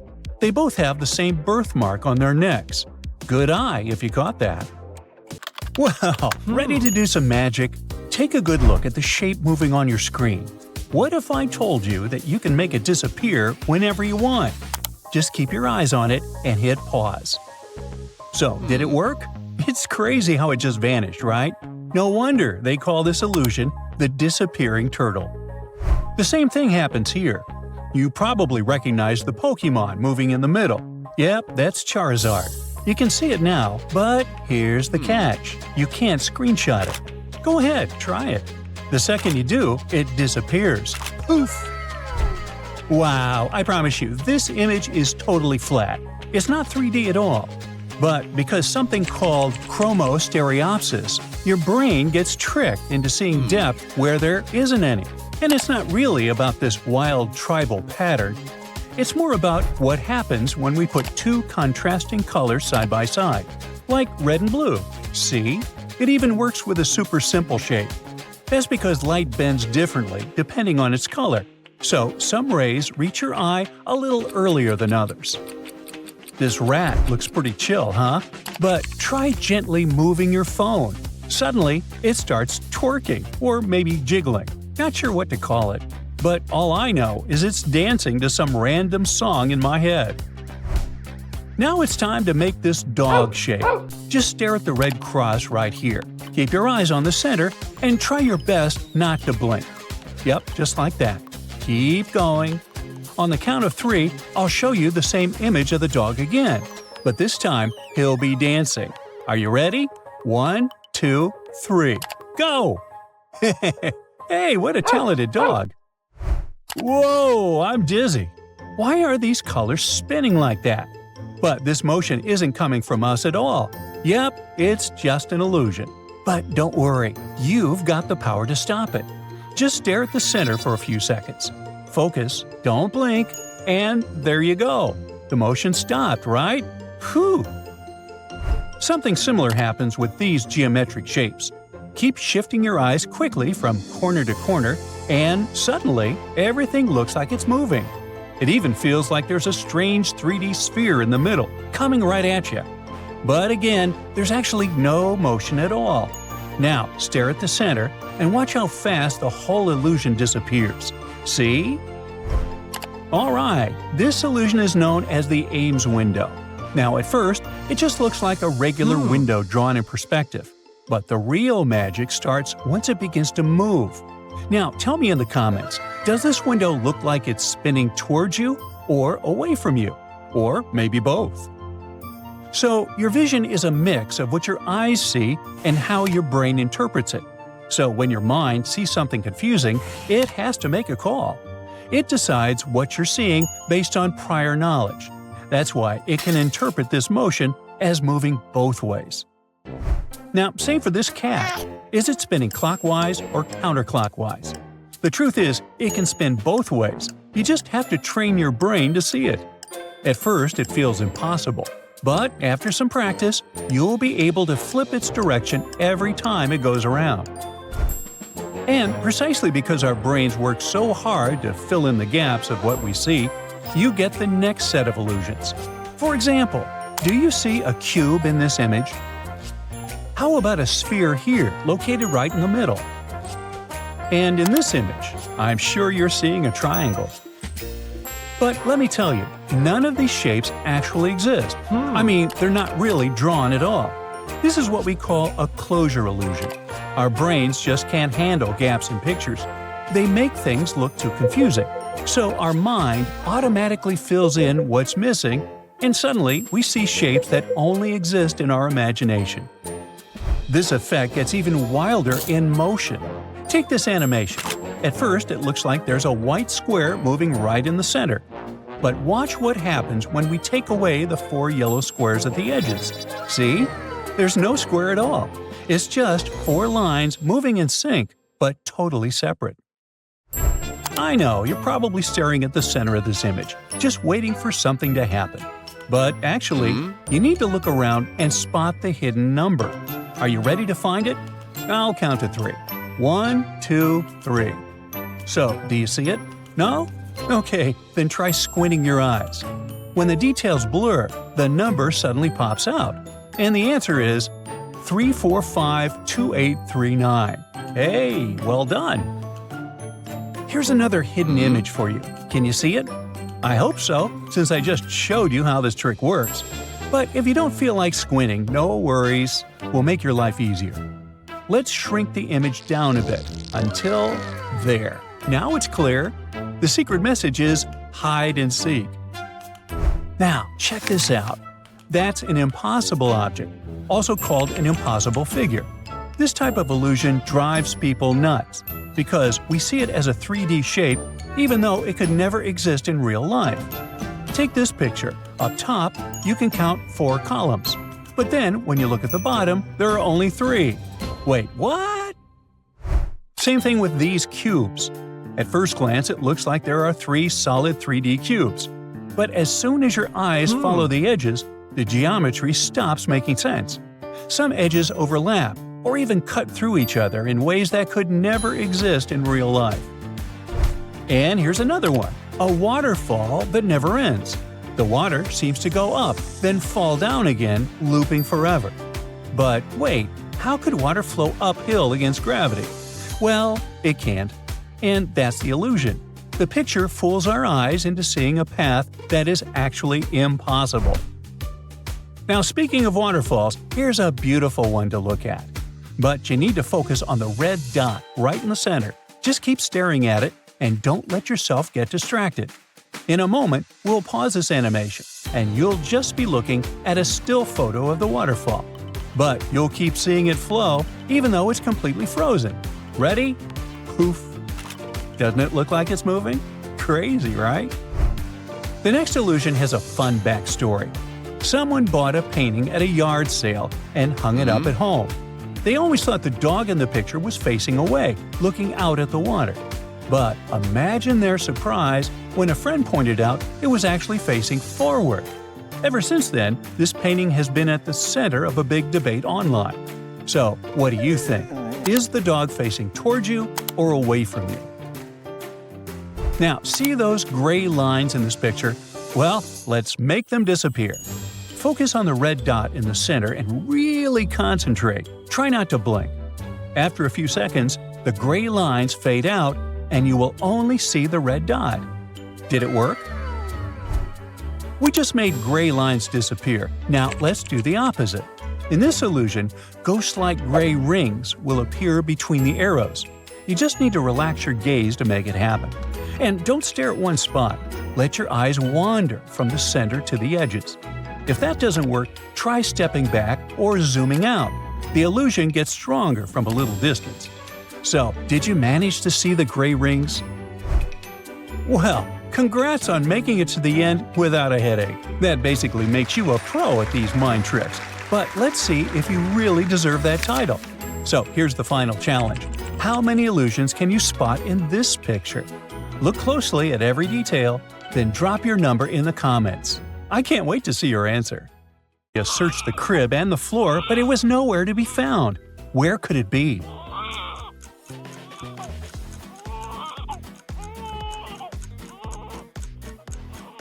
Look at the baby's tiny fist. The pacifier is clutched in it. Jordan probably squeezed it while falling asleep. Olivia was washing 8 pairs of baby socks. When she hung them up to dry, she realized one sock was missing. How many socks are left? Can you help her count?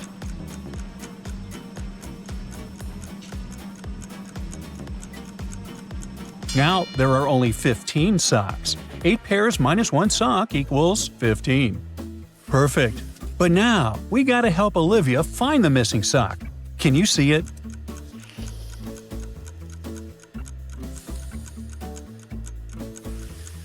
Yep, it's on the baby's little foot. Olivia must have gotten distracted and put it on Jordan without realizing it. Once, Olivia took Jordan for a walk in the park. There, she saw 2 women with strollers. One of them is a young mom, and the other is a nanny. Can you help Olivia figure out who the real mom is?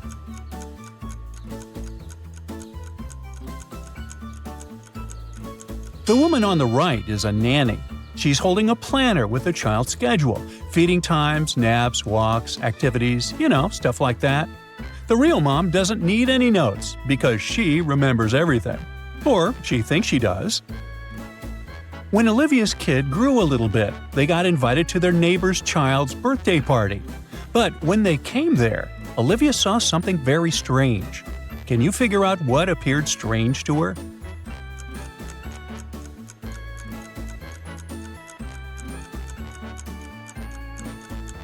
If you've noticed it, you're very observant. The woman seems to be filling the kids' cups with milk. But how is she doing it if the jug is actually empty? Ooh, what if she's an alien? Oops, wrong video. Never mind. One day, Olivia's 10-year-old niece visited them. To treat the kids, the woman cooked delicious pastries and left them on the kitchen table. Suddenly, her phone started ringing and she left the children alone for a minute to answer it. When she came back, one of the pastries was missing. Olivia's niece said it was Jordan who took the pastry, but Olivia didn't believe her. Why?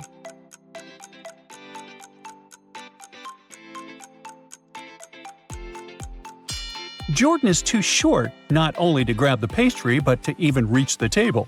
The girl must have eaten the pastry and is now trying to frame the kid. Olivia and Jordan were invited to another birthday party. Look at the food the hosts are treating them with and help the woman figure out which dish is safe for her kid.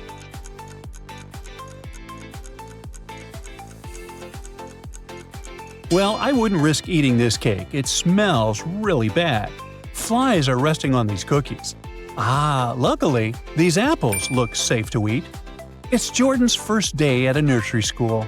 Both Olivia and the kid are excited, and they don't want to be late. But here's a problem. There are 3 paths leading to the school building. Please help Olivia choose the best way.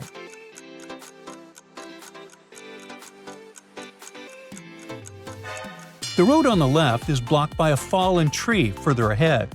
The path in the middle has an open maintenance hole, which can lead to an accident. At the same time, the road on the right looks pretty safe. They should pick this route. Olivia and Jordan were on the playground. Jordan was playing in the sand, and Olivia was watching him.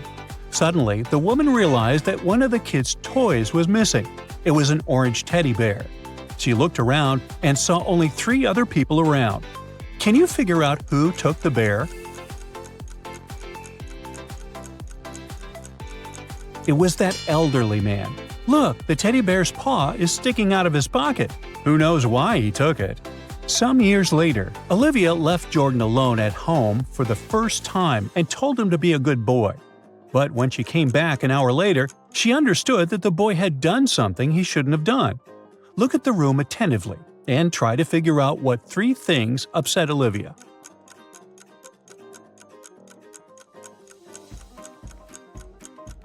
First of all, look at those brown crumbs on the floor near the bed. Jordan ate some chocolate cookies. The TV remote is not in the same place as before. The boy must have taken it to switch on the TV and watch cartoons. And finally, he was in a creative mood. Look at that drawing on the wall near the door. Jordan's birthday is around the corner, and the boy asks Olivia to invite his best friend to the party. Olivia is confused. Jordan is a very outgoing kid and has loads of friends. He's especially close to these 3 children. Look at Jordan's room and try to help Olivia figure out which kid is Jordan's best friend.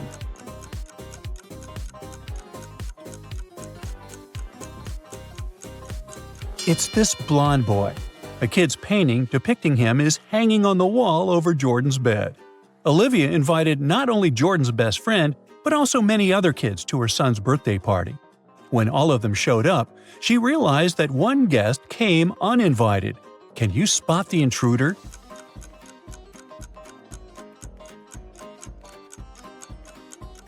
Look at this girl wearing a witch outfit. She was definitely going to a Halloween party. How did she end up at Jordan's birthday party? She was an alien. When it was time to bring in Jordan's birthday cake, Olivia was horrified. The cake was missing. The kids were all together and didn't leave the playroom, so it must be one of the parents who took the cake. Olivia switched on detective mode and soon understood who the thief was. Can you figure it out too?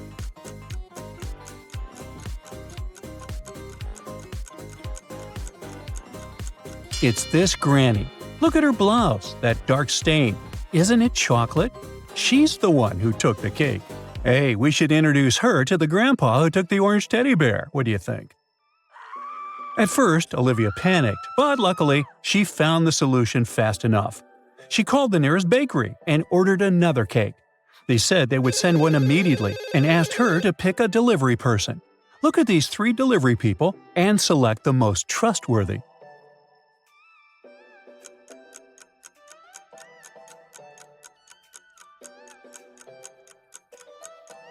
This guy on the left has a cast on his arm. Not very convenient for riding a bike, is it? The girl on the left seems fine, but look at her bike. The front tire is flat. So the man in the middle seems to be the… Nellie is approaching a picturesque field. She's carrying a package. If she doesn't manage to open it before reaching the field, she won't survive. Can you guess what's in the package?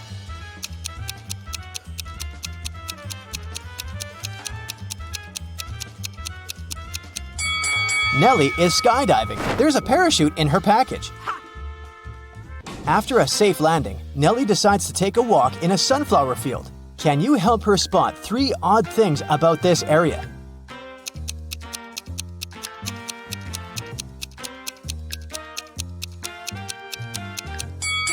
This straw man is winking.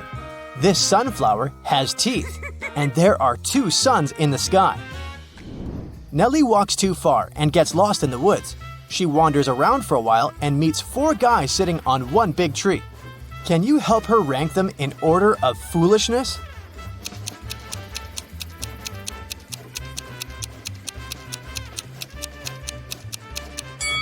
The 4th person is cutting the branch where he sits, so he's the silliest. The first person is sitting on the branch that will soon be cut by the second guy. So the first person is the second most foolish. The second person doesn't see that he's about to fall too, so he's the third. And finally, the third guy. He's a bad person, but definitely not a stupid one. Nellie moves on and finds a highway. 3 people offer to give her a ride to the nearest town. Can you help Nellie choose the safest driver?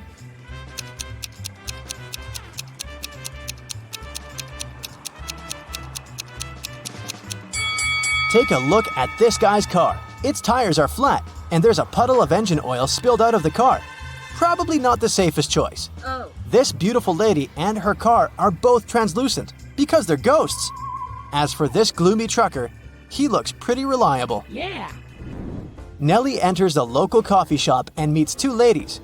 Both ladies tell her that they are daughters of a famous billionaire. Can you guess who's lying?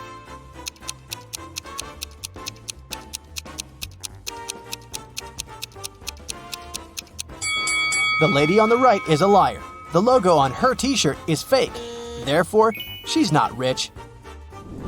Nellie doesn't have any money to buy food. The coffee shop manager feels sorry for her and offers Nellie a free lunch. But first, she has to solve his tricky riddle. Nellie agrees. Here's the task. People have stepped on me, but not many. I never stay full for long. I have a dark side. What am I? Can you help Nellie win her free food?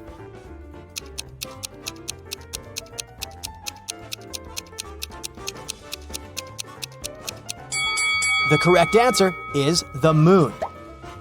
Nellie is eating and looking through the pictures hanging on the wall. Suddenly, she sees something weird. Can you spot any odd details too?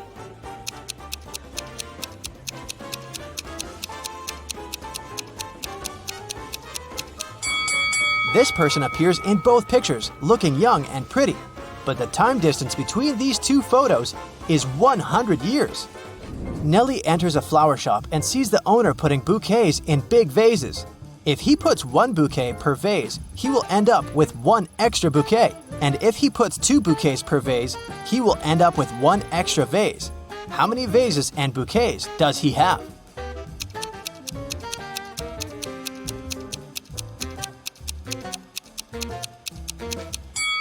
He has 3 vases and 4 bouquets.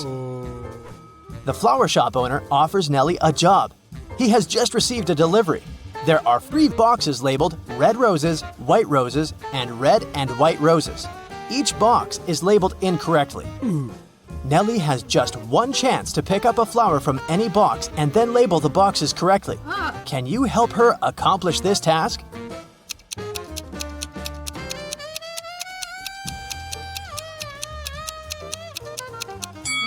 Nellie should take a flower from the box labeled as red and white roses. Since they're labeled incorrectly, this box should contain either red roses only or white roses only. Let's suppose that Nellie finds the red roses. Now she can label this box correctly. We know that the white box cannot have white roses. Therefore, now Nellie can label the remaining 2 boxes correctly. After earning some cash, Nellie decides to book a room in the local hotel to get some rest. The manager offers her to choose from 3 empty rooms. Can you help Nellie pick the best option?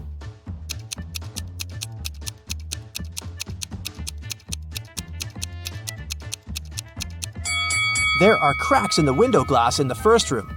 Very unsafe. And there's a zombie hiding under the bed in the third room. So, Nellie should choose the second one.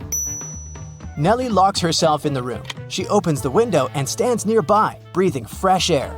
Suddenly, she throws something out of the window. Nellie passes out very soon after doing that. That's a mystery because she's perfectly healthy and nobody did anything to her because the door is locked. Can you find any logical explanation for what happened here?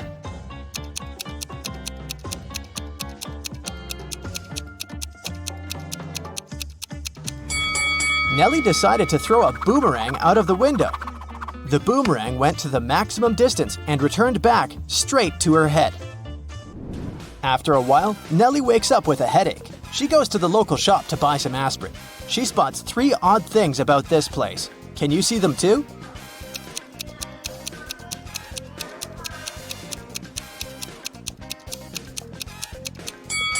There's corn on the shelf along with napkins and toilet paper. The announcement offers an 800% discount. That's too good to be true. And finally, the shopkeeper is wearing 2 pairs of glasses. Suddenly, the shopkeeper begins to yell, "Someone stole my money!" And he locks the customers inside the shop and calls the police.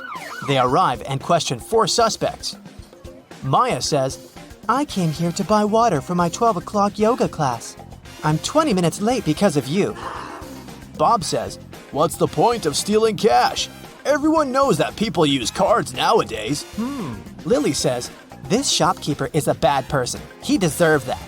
And Nellie replies, "Sorry, I was focusing on my own purchase. I didn't see anything suspicious." After hearing that the officers had arrested one person, can you guess who?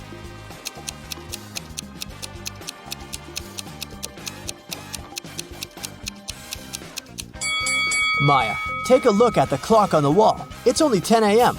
She's not late, therefore she's lying. Nellie is walking down the street. She sees a cozy garage sale organized by Miss Green. The fixed price for any item is only $1. Amy buys an old dress. Phil takes this beautiful antique vase, and Vivienne purchases a shabby vintage suitcase. Nellie comes over to Miss Green and says, "Oh, "Madam, you've just sold an expensive thing for a song." what? What does she mean? Can you guess?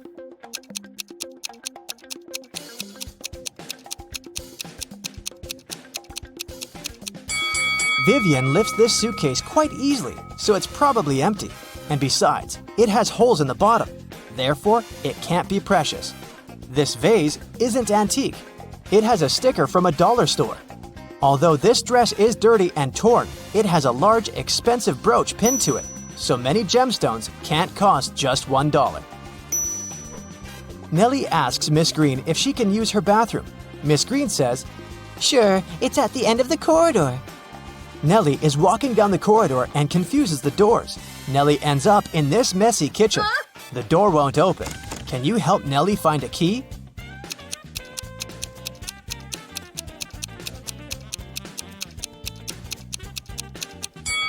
It's in the teapot.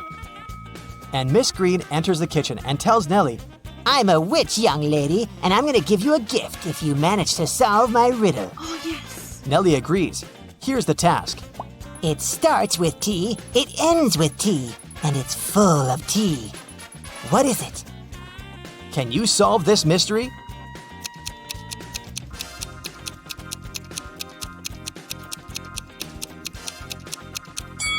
The correct answer is a teapot again.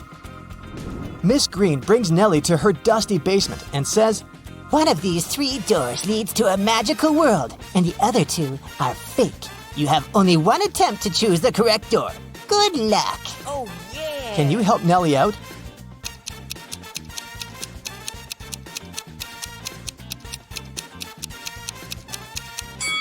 She should choose the 3rd door.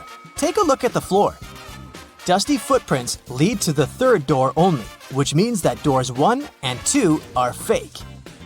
Nellie opens the 3rd door and enters an enchanted forest. There are 4 ways to cross it, but all 4 passages are pretty dangerous.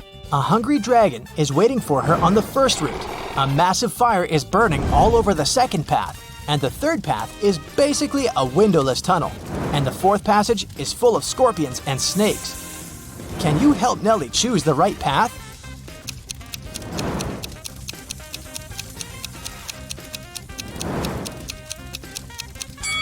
She should pick the 3rd way. The tunnel doesn't have windows, but who said it doesn't have an exit? Nellie walks the tunnel and finds herself in a beautiful castle.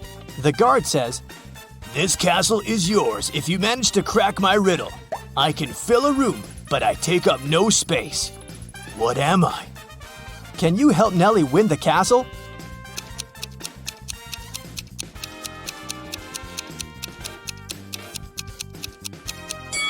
The correct answer is light.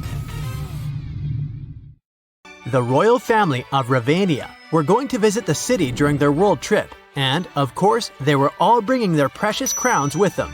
They asked the mayor of the city to take special precautions. Thank you. So, he placed the crowns in a safe in a hidden room in his office, guarded by a couple of security officers. However, the next morning, when the mayor came to check on the crowns to report to the royal family that they were safe, he started panicking. Can you guess why?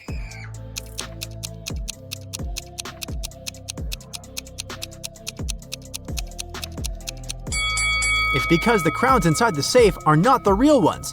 The first crown has a price tag on it. The second crown is broken, and one of the gemstones on the 3rd crown is missing. Oh no! That wouldn't happen if it was the real thing. The mayor wanted to make sure that whoever had stolen the crowns was caught. He also hoped the police would find them before the media learned about what had happened. And the only person who could help him was Detective Zelda. So, he immediately called her. The detective arrived at his office and inspected the secret room. She noticed something that might help her with her investigation. Can you figure out what it is?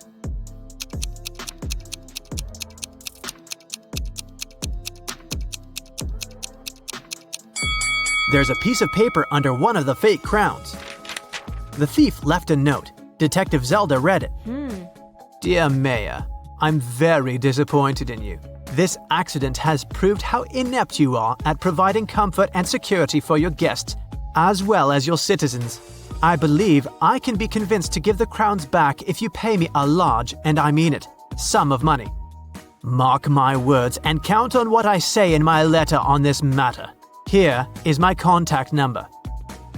19.1-1.3-19.4-1.2 and 13.3-1.2-6.3 9.1. Yours truly, the Riddling Man. What can you make of this number?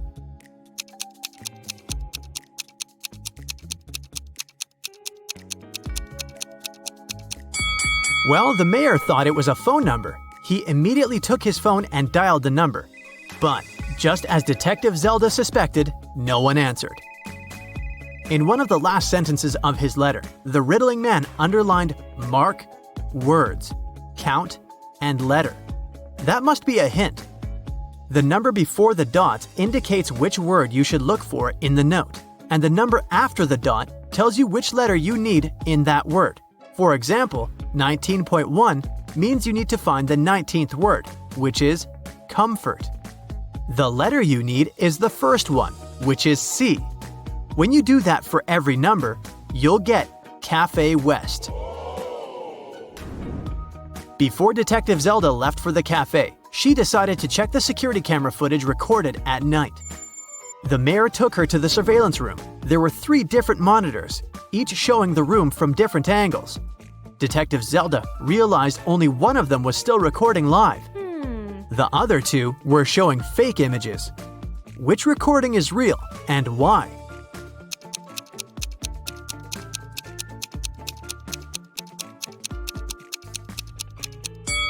Do you remember what the room looked like when Detective Zelda was inspecting it? The clock certainly wasn't on this wall. It was on the opposite one, so the footage on the first monitor is fake. The footage on the second monitor isn't real also. If you look closer, you'll see a moth flying around the room, but it repeats the same movement over and over again. That's badly edited fake footage, so it makes the footage from the third monitor the real one. Oh, yes. Detective Zelda rewound the footage and found the moment when the Riddling Man had broken into the room. He was covering his face, so it was impossible to tell what he looked like. Still, Detective Zelda managed to notice something that could help her find the criminal. Can you tell what it is?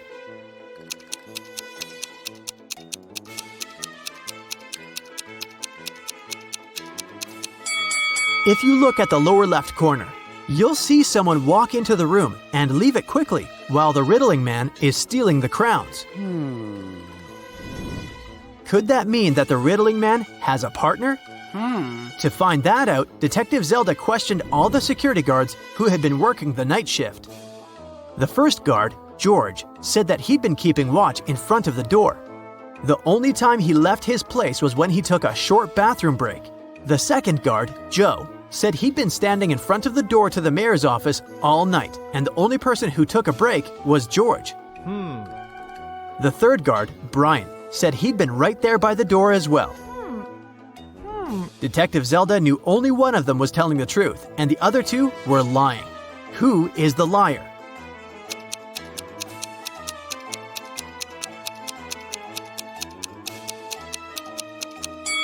Do you remember what the shoes of the man who entered the room looked like? White sneakers, and that's what Brian is wearing. So he's lying. And since Joe didn't mention that Brian had left his place, he's a liar too. George is the only one who's telling the truth. Ciao. Brian and Joe immediately started begging Zelda. "We can't end up in jail. We promised we didn't steal anything. You have to believe us," Detective Zelda asked. "Then why did you lie?" They said that they had heard some noise coming from the room while George was away. They decided that Brian would check the room and Joe would keep watch. When Brian saw someone in the room, he got scared and ran out of there. He told Joe that he would rather lose his job than have something bad happen to him. As for Joe, he lied because Brian was his best friend, and he didn't want him to get fired. And since they never saw anyone enter or exit the room, they thought they were imagining things. After all, they were very tired. What do you think Zelda can do to check if the guards are telling the truth?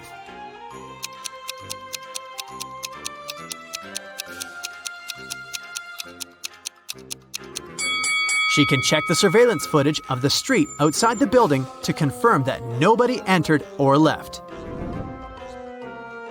When Zelda couldn't see anyone even walk across the street, she came to the conclusion that Brian and Joe were telling the truth. Yeah. The detective decided to check the secret room once again to figure out how the riddling man had gotten inside. Sometime later, she managed to spot another hidden door. Can you see it too?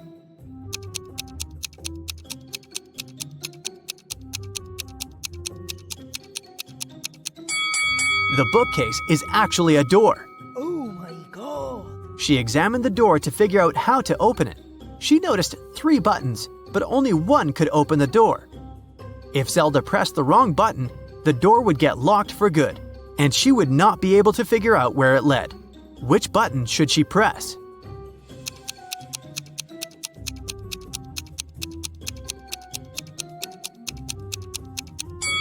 Take a look at the books next to the buttons. One of the titles is meaningless, while the others make sense. That must be an anagram, a word or phrase formed by rearranging the letters of another. When you rearrange the letters in the title, you'll get the second button. Detective Zelda pressed it, and the bookcase door opened. The woman saw a narrow hallway with stairs leading down. She took a step, and the door closed behind her back. She tried to force it open, but it wouldn't move. The only thing she could do was go down the stairs. She ended up in an underground pit. Inside, there was nothing but a shovel and a sign that showed her that she was around the pit. In the hole to the left, there were venomous snakes. The pit on the right was filled with poisonous gas. And on the ground right above her head, there was an angry dog with sharp teeth. What should she do?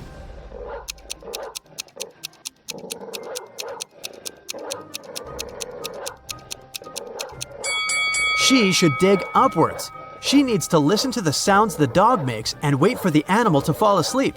Then she should walk quietly past it. That must be how the riddling man entered and left the room. Detective Zelda didn't want to waste any more time, so she headed to Cafe West. A guy sitting at the table in the corner caught her eye. He looked suspicious. When Detective Zelda started walking towards him, he quickly wrote something on the newspaper he'd been reading. Then he ran away through the back door. Detective Zelda tried to catch him, but failed. She checked the paper and found another note. It said, "You're not the mayor, but I'll give him one last chance. It looks like you work for him, so bring me $20 million in cash. We can meet at the building that has the most stories in 2 hours." What building does the riddling man mean?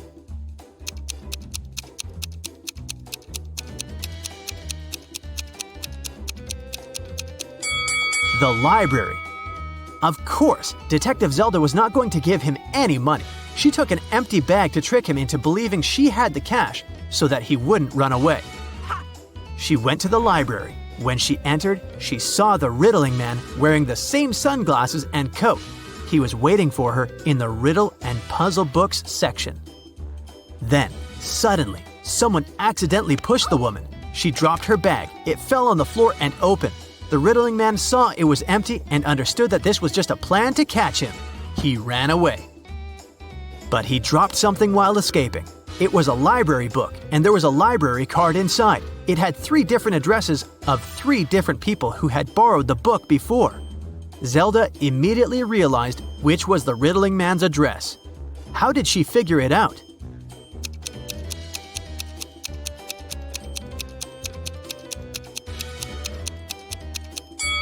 Remember the note the riddling man wrote to her at the cafe? The first address is written by the same person. Detective Zelda had 2 police officers break into the riddling man's apartment. They found the crowns, but the criminal was gone. For some reason, Detective Zelda felt that she would see the riddling man again.